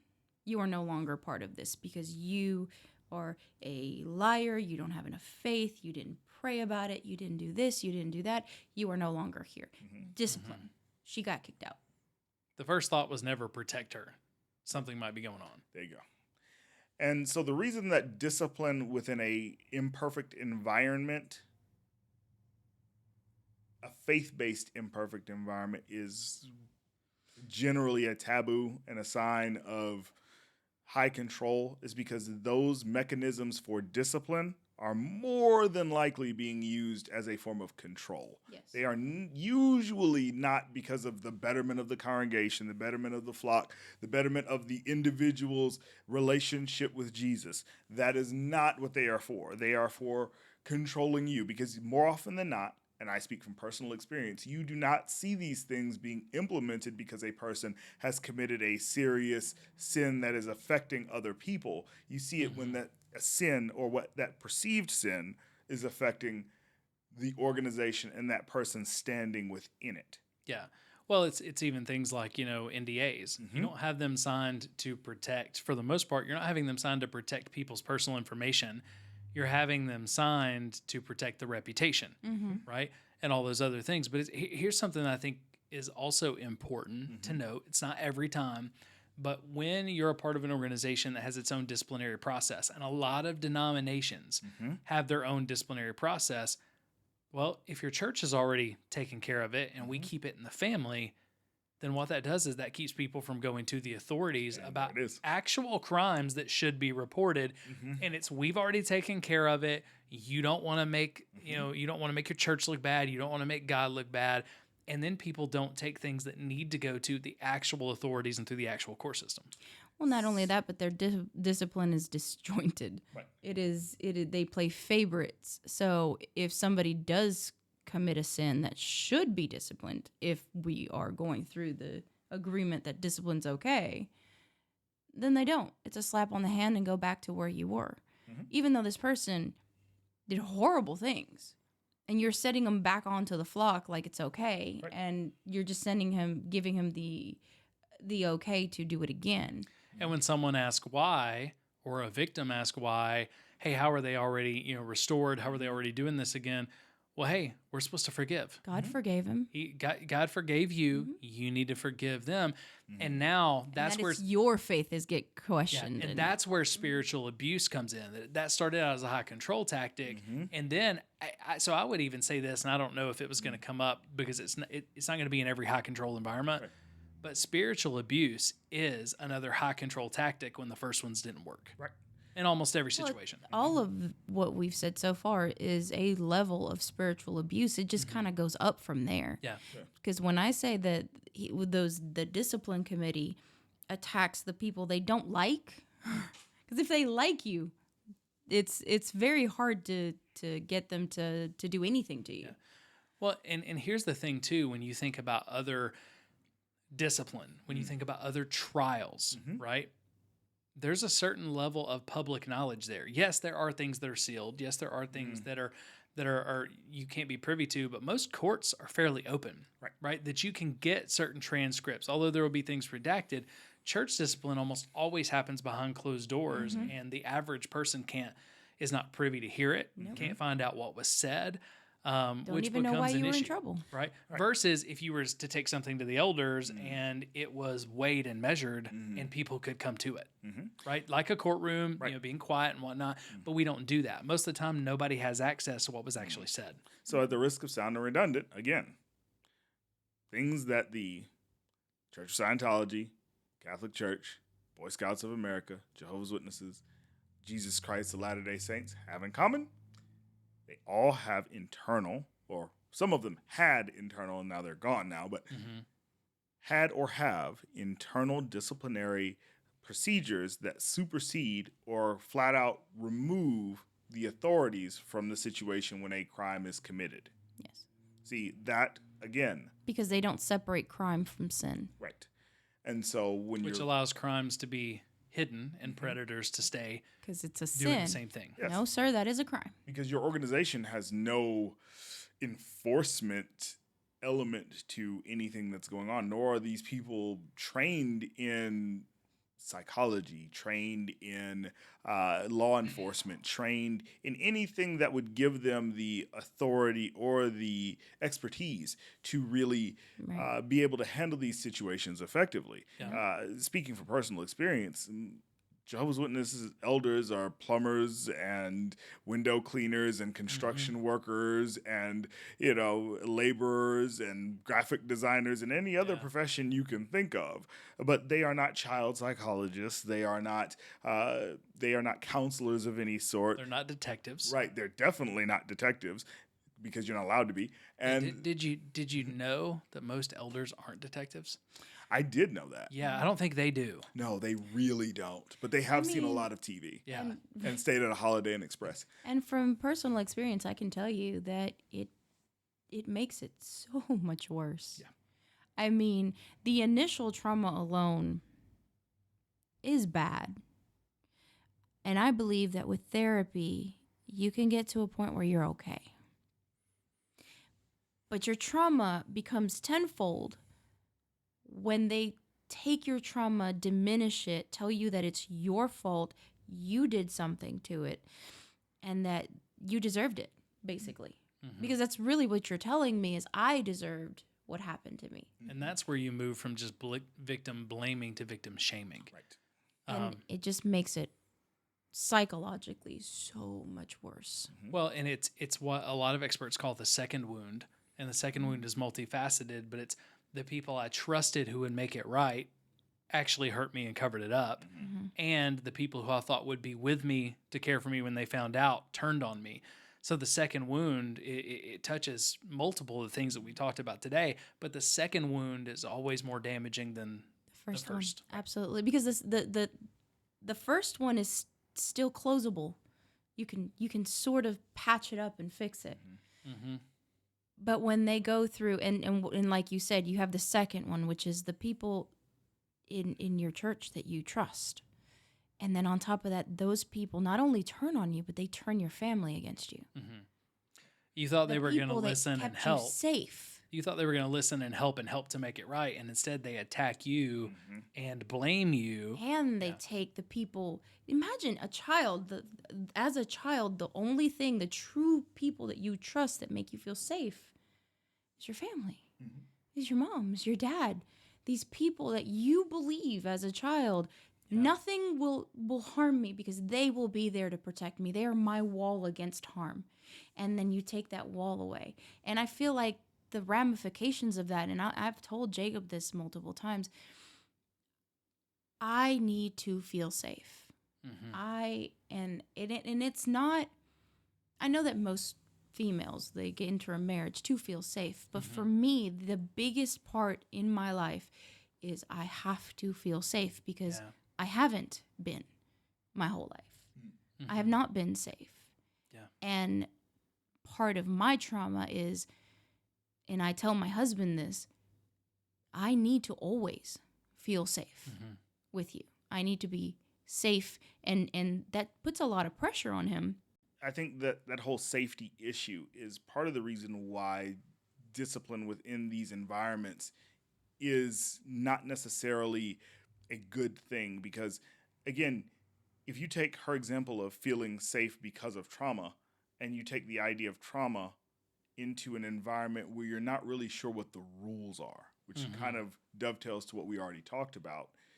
When you don't know the rules of the game that you're playing and you're being judged against those rules, it makes everything extremely uncomfortable, and that anxiety causes a long-lasting trauma. Yeah, well, and the book Bully Pulpit, I believe that's the title. It's by Michael Kruger. He was a seminary president. So he's inside of the evangelical Christian world. But he talked about that, and he said, hey, when people don't know the rules of your disciplinary process, it makes it, one, very hard for them to get discipline, but two, they become totally disenfranchised and dismissed and usually give up on it. We need to make it really easy for people to know the rules, and if they don't know the rules, we need to have someone to advocate for them through the process to make sure that basically your internal discipline or judicial system doesn't become a barrier to people reporting abuse. And I just finished that book recently. Fantastic. We can actually put a link in the description. But yeah, he talks about that those internal disciplinary systems are oftentimes some of the biggest barriers to people actually being able to report abuse and for abusers staying in pulpits, staying in churches. So that brings us to the final one. That's number 6. And number 6 is kind of like a bonus one because it definitely doesn't apply to everyone. But when it applies, it applies.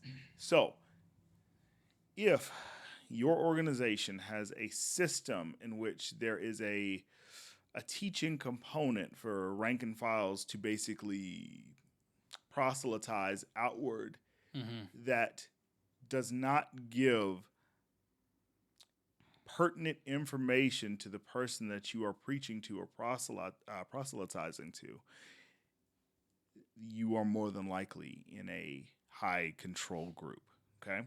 Yeah. And what I mean by that is, I'll use Jehovah's Witnesses. Mormons do pretty much the same thing, but being that I have the most experience with Jehovah's Witnesses, I'll explain. Yeah. So when you have your midweek worship, it is not for worship, okay? It is not for worship. And I am sorry if you are an existing Jehovah's Witness, if you are a PMO, physically and mentally out, or if you just have questions and you stumble upon this video, I am not attacking you. But I need you to examine what I'm saying and examine it against your experience. So we had it's not called this anymore, but it was called the Theocratic Ministry School. Mm-hmm. Theocratic Ministry School, which is now going under a different name, but it's still the same thing, is basically a program that is half of the worship on your midweek meeting, and it teaches you how to proselytize in an effective manner. But what they mean by proselytizing in an effective manner is basically to examine triggers for people and exploit those triggers so that you can then bring them into the church. Wow. Mm-hmm. Now, what I said sounds extreme, but when I explain it to you, you wouldn't see it that way if you were there. So, Okay. for instance, if you are approaching someone's home and you see toys in the yard, you immediately know they have children. Mm-hmm. Okay? So, when you ring the bell, you would say, "Hello, how are you doing? My name is Jacob. I am a part of the Christian Congregation of Jehovah's Witnesses, and we're in your neighborhood today talking about the good news. And I noticed that you have children. Wouldn't it be great one day if our children could live in an environment where we wouldn't have to hover over them and constantly be worried about their safety?" Mm-hmm. And of course, you have children. So now you're interested in what I said, because I didn't say anything about the church. I didn't say anything about God. I didn't say anything about anything that would bring up a red flag to you. But what I did say is something that you can relate to. Yeah. Want to protect your kids. Right. Now, generally speaking, nothing wrong with that, right? Yeah. But what I'm actually doing is I'm probing you for a secondary follow-up. And that secondary follow-up is basically, I want you to give me a piece of information that lets me know where you are psychologically. Yeah. And I don't know that I'm doing this because it's not explained to me that way. Mm-hmm. But I'm probing for weak points in your psyche that I can then exploit. So, for instance, you say, "Oh yeah, one time my kid, he almost got snatched up, and it just, I've just been worried about that ever since." Oh well, Horrible world we live in. it's terrible. And one day, God will bring about a paradise earth where that will never happen. And I'd really love to talk to you about that and really talk about what the Bible really teaches about how not only we can be safe now, but we can be safe in the future. Is that something you might be interested in? Yeah. And that Gotcha. is how I got you. That is a mild example. Well, to say no, you basically have to say, "I don't care about my kid," or protecting them, which brings sales, because you've talked about retail the whole time. A lot of this is kind of sales tactics as well. The way that I give you the problem, the way that I ask you, I'm not asking you if you want to buy, I'm asking you if you would be opposed, to checking this. So it sounds to me like there's so much and again, I know that Mormons do that too, just because I've had them at my door. And, a lot of times I find out that the ones that are proselytizing me they don't know as much about Pearl of Great Price in the Book of Mormon as I do. Right. Because I was in an area where there were a lot of Mormons for a while. So I've read their books, right? But what they're trying to do, it's almost like you're psychologically manipulating people, but you don't even know how trained you are to do it. Yes. Right? No, well, You've been trained to do it without knowing you're trained to do it. They give you scripts. Yep. And you practice with each other. Yeah. But you just think you're sharing the good news. You're not even realizing exactly what you're doing and how manipulative the process is. Well, to us, if we don't, then we have blood on our hands. And now the process is almost automated. So that was when we were coming up. Yeah, Now- we had to talk to people. If a Jehovah's Witness comes to your door now, they might start with the beginning of that script, but they're just going to forward you to the website now, which I think is almost worse in a way, because it takes what little person-to-person interaction that you would have had and kind of just puts it on auto. Yeah. And now the person is interacting with essentially AI at this point, and is now kind of it's almost like your hands are it's hands off. Yeah. And everything is just there for you.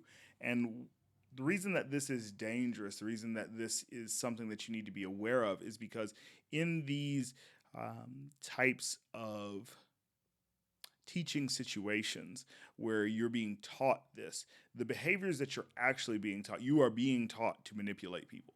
Yeah. You are being taught to purposefully keep information from them. Mm-hmm. So the other side of the coin is that you are also taught how to respond to questions. Mm-hmm.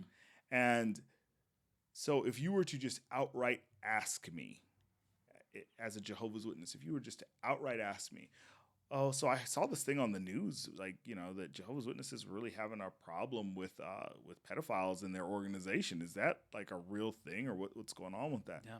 I am taught to tell you, well, I mean, that happens everywhere, unfortunately, especially in the world we live in. But as Jehovah's Witnesses, we try to keep a tight rein on that. And Jehovah's Witnesses absolutely abhor that type of behavior, because I'm not actually answering your question. Yeah. That's what I'm taught to We say. do not condone it. Yes, we do not condone that in any way. I'm telling you shape, what the or fashion. company line is without talking about the practical at Right. all. But going back to, because all of that's bad enough, the manipulation's bad enough, but it sounds like the red flag itself is that we're proselytizing you into a faith or into a group without giving you all the information you need on the front end. We're not telling you, if it's a Mormon sharing with you, we're not telling you about the Pearl of Great Price and the Book of Mormon and all the extra things. We're just talking to you, one Christ follower to another. As Jehovah's Witnesses, we're not telling you about all the other things, the expectations, the things that are coming along with this. We're asking you, do you want to keep your family safe? Do you want to live in paradise? So it's after they've said yes that they start getting the rest of the information. Little by And little. so here's the thing. It's a slow process. So there are two victims in that situation. So victim number one is the person that you are proselytizing to. Victim number one is you. Yeah. And why are you the victim? Because there are known knowns and there are known unknowns. The known known is that I know everything that I know. Yeah. But I don't know all the things that I don't know, which comes back to the compartmentalization of information. You see, I could come to your door and tell you, hey, I'm a Jehovah's Witness, and I'd like you to be one too. You know what's cool about being a Jehovah's Witness? There's an instant family. You go in there and you learn about, God. You learn about how Jehovah's Witnesses came to be about, and you learn that, regardless of race, creed, color, or anything like that, we're supposed to love one another like Jesus loved. Yeah. However, we also shun people that leave. We also disfellowship people or completely remove them from the social structure of the congregation if they do something that's against the rules. We do not allow you to talk to former members. We do not let you use life-saving medical care for your children if such a need arises because of an arbitrary scripture in the Bible that we've taken out of Misinterpreted, context. yeah. If I told you that when I came to your door, you would not want to do it. However, I would be honest with you. Instant family no longer sounds good. No. And I think that's interesting because I kind of get why they started moving away from a one-on-one conversation. Because let's say that, You can't control it. well, right, and I can walk up to somebody like you, Jeff, and I can knock on your door and you will happily talk to They me. are never ready. Like I Never. always invite them in, but Yes, I will give you 15 minutes. You give me 15 minutes. Yep. And that's the part. I got to give you 15 minutes. And when you start questioning my beliefs, at some point I'm not going to have pre-prepared answers for you. Now I have to be like, and then that's when you get the, well, let me do that research and I'll come back. I am not coming back. I just want you to know. You will never I be back will to mine. not get be put on back. None of them have ever come back. I've got a lot of You got promises. put on a list. Yeah. Right. The do not call list. Yeah. Right. Because you That started makes sense why making they people- all stopped coming because I used to have a blast. Yeah. Yes. It's one of my favorite things. But anyway. So Right, but- that actually is part of number 6. So You scared them. number 6, the reasoning behind why I tell people that if you have one of these type of insular organizations that teaches you how to proselytize is because, and nobody ever thinks about this until they think about it. Jehovah's Witnesses, Mormons, who else does a lot of proselytizing besides those two groups? They have a very extensive amount of information about the people that they go and speak to. Things that you would think are arbitrary. But the records that they keep and how long they keep them. Remember I said, because of your answers, you have been marked on there's a sheet.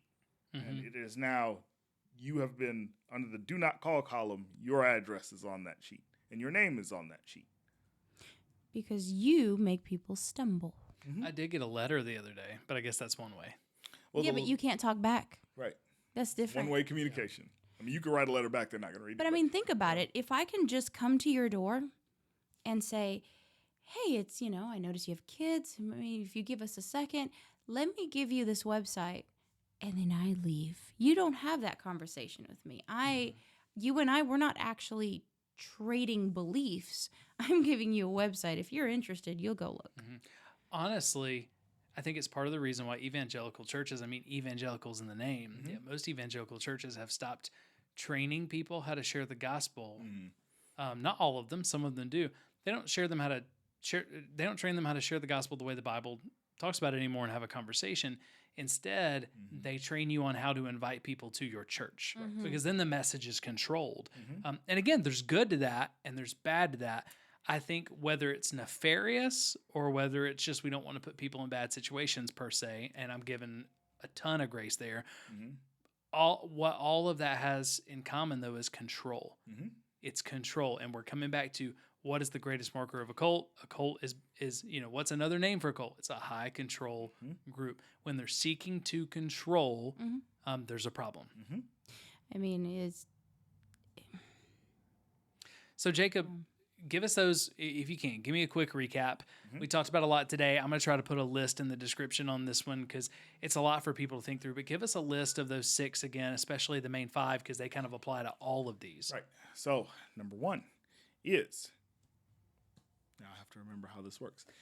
pastors. Yes. So when the pastor becomes more important than the parishioners, when you take the importance of an individual, make them more important than the flock, and so the pastor is now inaccessible. Yeah. Number 2, let's see, what was number 2? I know you wrote these down, so now I have to think. Questions you can't. Yes. Answers you can't question. So number 2, when you have questions that have answers, but you can't question the answers, that is a huge red flag. Number 3 is when, oh goodness. It's hard when you had all these conversations. I'm trying. It's been a lot. So well, you know what? We can put them in the description because it is a lot. That's why I was asking, is trying to help people because it's all been so good. But I want to put it in list form for people, so I'll try to compile that and get it together. But Jacob, help me out with this. Somebody looks at this list. They look at these red flags. Maybe they see some. Maybe they don't. How many of these red flags does a person need to see before they take a step and at least get concerned? Doesn't mean they're leaving this, but what's concerning is are any of these by themselves concerning, or would you say it's multiples together? Numbers 3 through 5 are all concerning. Are very concerning. Number 6, you need to get gone. Okay. But if you have a combination of any 2, you really need to be. Your ears need to be up. You need to be very vigilant. Okay. You need to be paying attention. So 3 through 5, just seeing any of those, maybe 3 through 6, seeing any of those is probably a big deal. You need to check into this. But any combination of 2, you need to check into it. Okay. So if someone realizes, hey, you know what, the environment I'm in, the group I'm a part of, the church I'm a part of, it's got a lot of these red flags of a high control group or a cult-like environment. What do they do? Because we don't want to give them the answer. The answer is not automatically run because nothing changes there. What can they do that I guess gives them the opportunity to make a change, but will also make it very clear if they need to get out? Okay. So this answer is not simple. Okay. So depending on your level of involvement in the high control group, you have options. And how many hostages they have.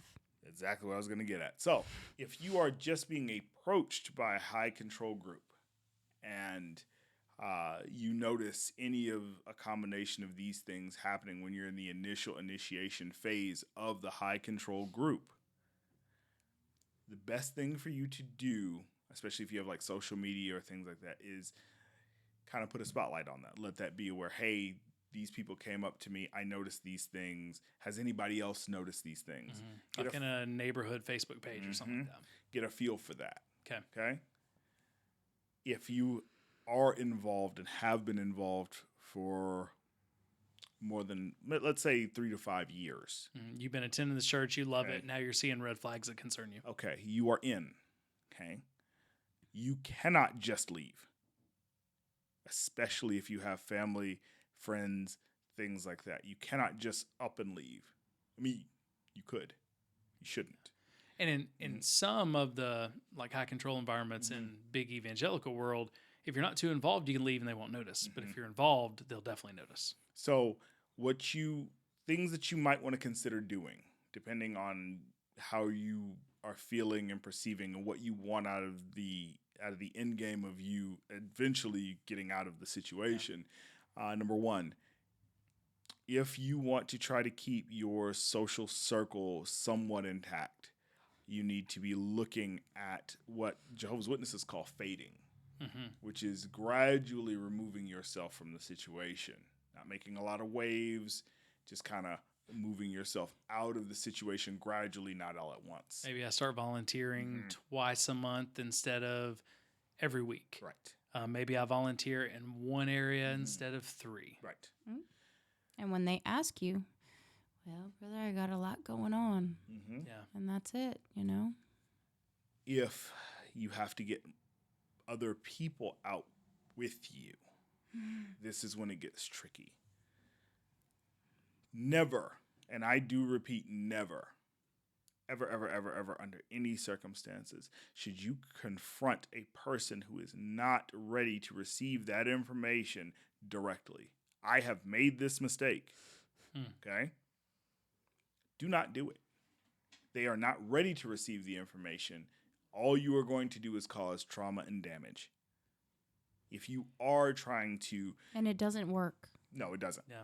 If you are trying to convince someone that they may or may not be in a high control group and that they want to examine their situation, there is a way to do that. There is a process. A lot of people that are basically in the business of deprogramming, people that have been heavily indoctrinated in cults, what they do is they encourage family members and friends to drop seeds. Okay?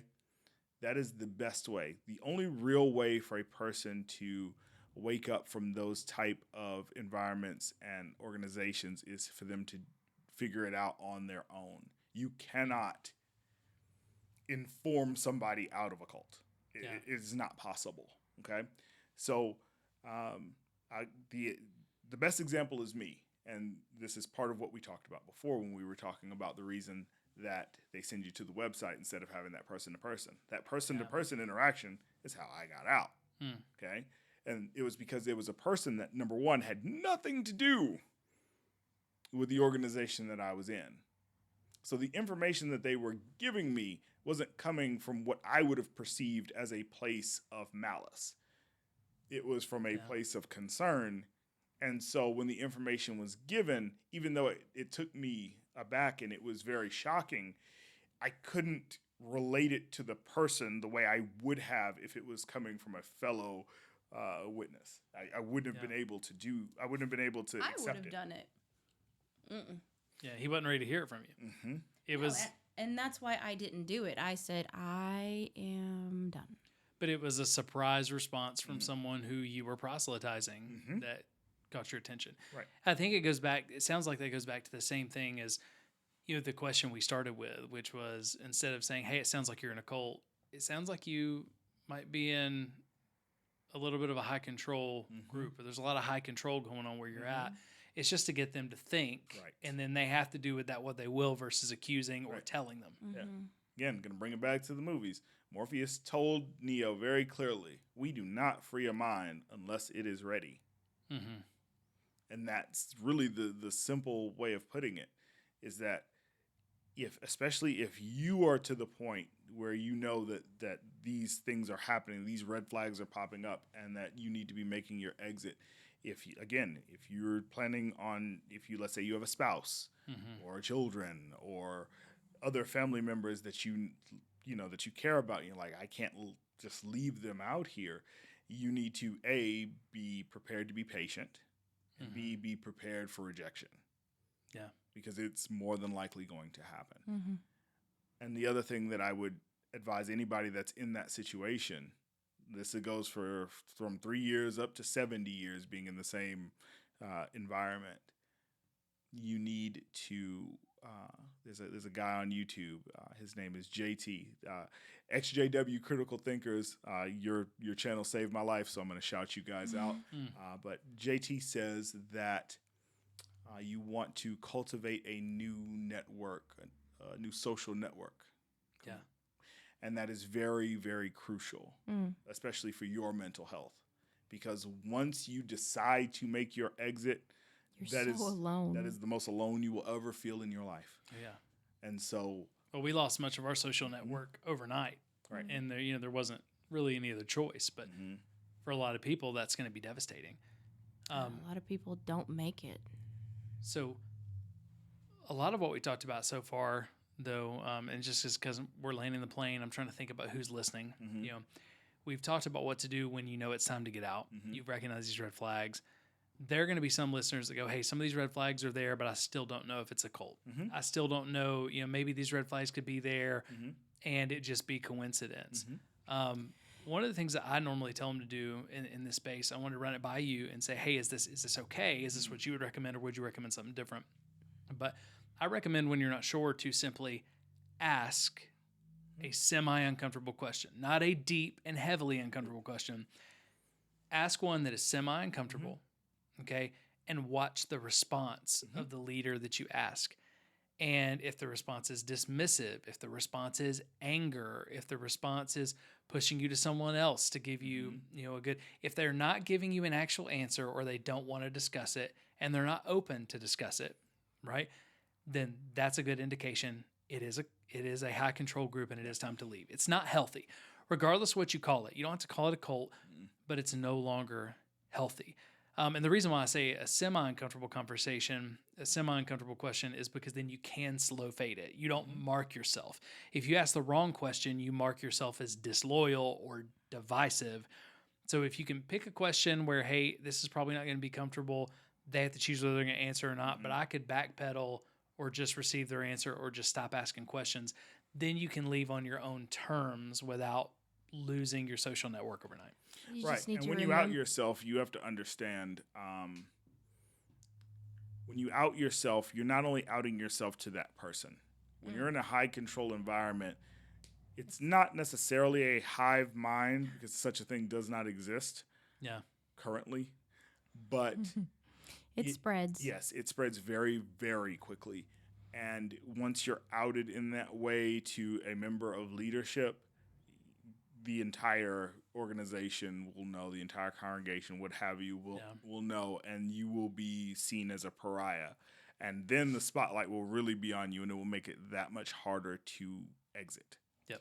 I feel like what's important is that if you ask a question and you get loops and things that don't make sense in a roundabout way, and at the end of the day you still don't know what they said, then either they don't know what they're talking about and they're supposed to be a leader, or they're gaslighting you or trying to just get you to go away, and that's not okay, because the truth does not have a roundabout way of saying it. Well, there's a lot of different ways that a leader, when you ask that semi-uncomfortable question, there's a lot of different ways they can respond. They can take you in loops. They can get angry. They can dismiss you. They can have someone else run interference. There's a lot of those things. There's only one good response.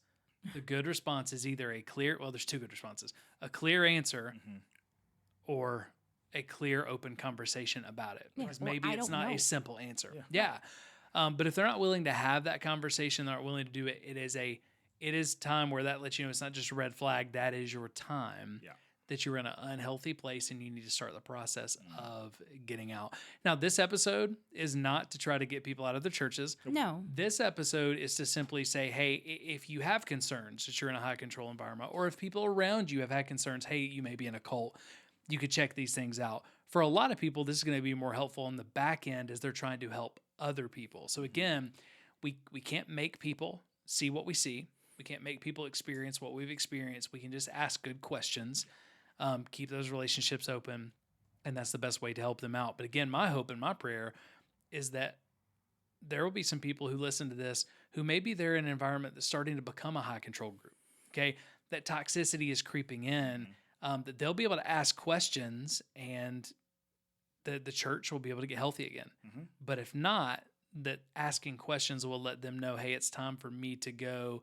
And hopefully, again, they can help some other people get out as they go. But this is a very tricky situation. You know, what we're not saying at the end of this episode is we're not saying here's 3 ways to know beyond a shadow of a doubt if you're in a cult, right? But what it is to open our minds and say, hey, here's a lot of unhealthy behaviors that cults have that also a lot of churches today are trending into. And from the very beginning, when you're checking out a church, from the very beginning, if you're checking out a religion for that matter, right?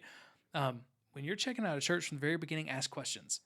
Because if those questions aren't welcome, you know from the very beginning that you're in an unhealthy place. So now I'll have a lot of people who've been through spiritual abuse, and they'll say, Jeff, how do I find a good church?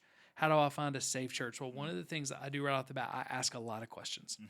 Because if they're okay answering questions, including some that are uncomfortable and not giving me the roundabout, then I feel comfortable it's probably a fairly safe place. So when in doubt, ask questions, because in high control environments, high control groups, they don't like to answer tough questions straight on.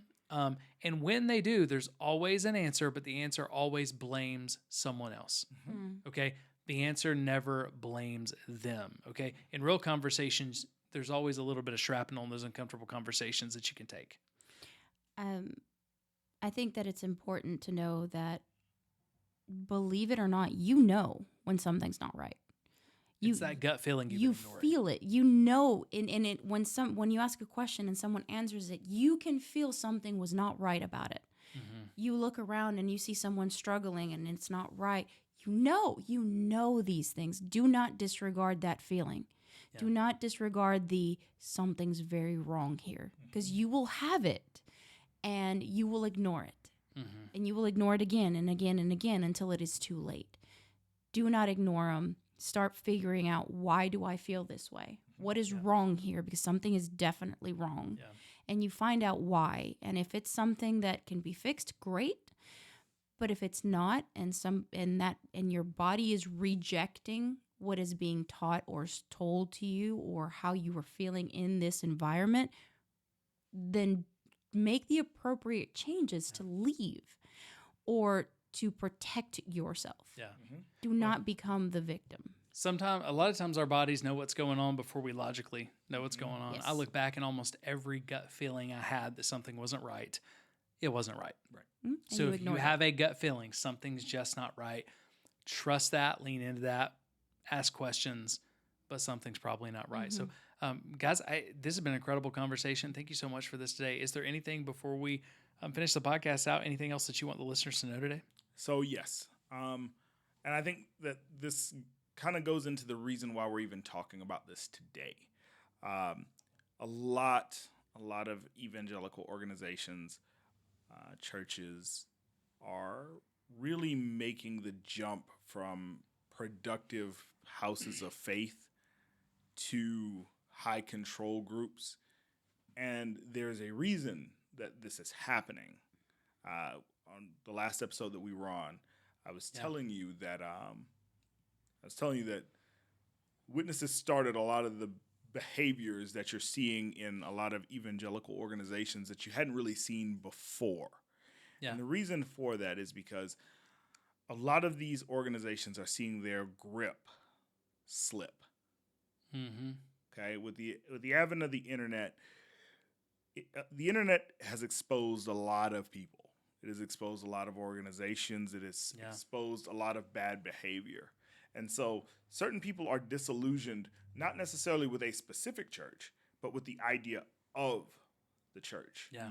And so certain organizations feel that in order to hold on to their congregation, they need to exert this undue amount of control, whether they're understanding that, actively, or they're understanding that passively, and that's just the reaction to that happening. That is why you are seeing these type of behaviors creep into the church. More often than not, it is not on purpose. They are not trying to be malicious. They are not trying to control your life in like a Jonestown situation. Yeah, they're just trying to hold on and keep things afloat. It's out of fear. Yes. Not to mention that the youth these days are less and less interested in anything that doesn't involve them personally or affects them positively, in their mind. Yeah. The youth isn't interested in God or religion. They're interested in whatever makes them happy. Yeah. At the Well, and I at the think moment. Yeah. for many of them, they become interested in God because they find very quickly that that happiness is something you can chase for a long time and not find it, right? But here's the thing: Gen Z, Gen Alpha, they're question askers.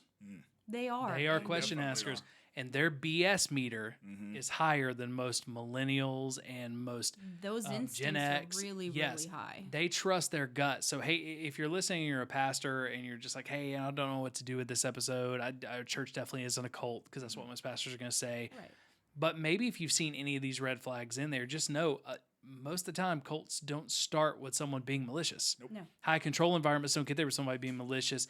It's a slow fade because I'm trying to control. But also realize this: if you're a pastor of your church and you want to reach the next generation, the best way to reach the next generation is to be willing to engage in hard questions without trying to control all the answers, right? Those conversations, those real messy conversations, I believe will lead more people to faith than not. But the only way we can have those is we got to loosen our grip of control, and that's going to be scary. But you know what? And you have to admit that you are fallible, that you Yeah. do not have all the answers, and that is okay. It's scary because not only do we not have all the answers, we don't know what's going to happen. But that's the moment where we have to realize sometimes, and look, I'm putting myself in your circle. I've been a pastor for a long time. Sometimes pastors have the hardest time. We have the hardest time exerting faith. Exert faith that you can answer tough questions, you can have hard conversations, and you don't have to have every answer for people to come to know God the way that you've known him, right? But we do have to be willing to have hard and uncomfortable conversations. So, hey, we hope this episode's been helpful to you today. Check those red flags out. Are any of those red flags at your church? My hope is not, and that you're at an incredible church. But maybe you're at a church or you're in another sort of group. Check those red flags out. If more than two are there, if two are there, that's a big deal. If some of the big ones are there, ask questions. And if you're on the other end of church hurt, spiritual abuse, and you see these now, don't beat yourself up because you didn't see them ahead of time, but just know now you are now armed and you are now equipped. If you decide to step back into a church, a faith environment, or any environment where you're taking these triggers, you're now equipped to look for these red flags everywhere you go. And if you see them, you know that's an unsafe environment for you, if nothing else. And when you don't see these, even when you're looking for them, and when your questions are answered well, people are willing to have conversations with you, then that can give you a little bit of peace of mind that that's a safe place that you can be. Because I think one of the hardest parts after church hurt and spiritual abuse is being able to trust and reconnect with any kind of social organization. So hopefully this helps you to be able to do that.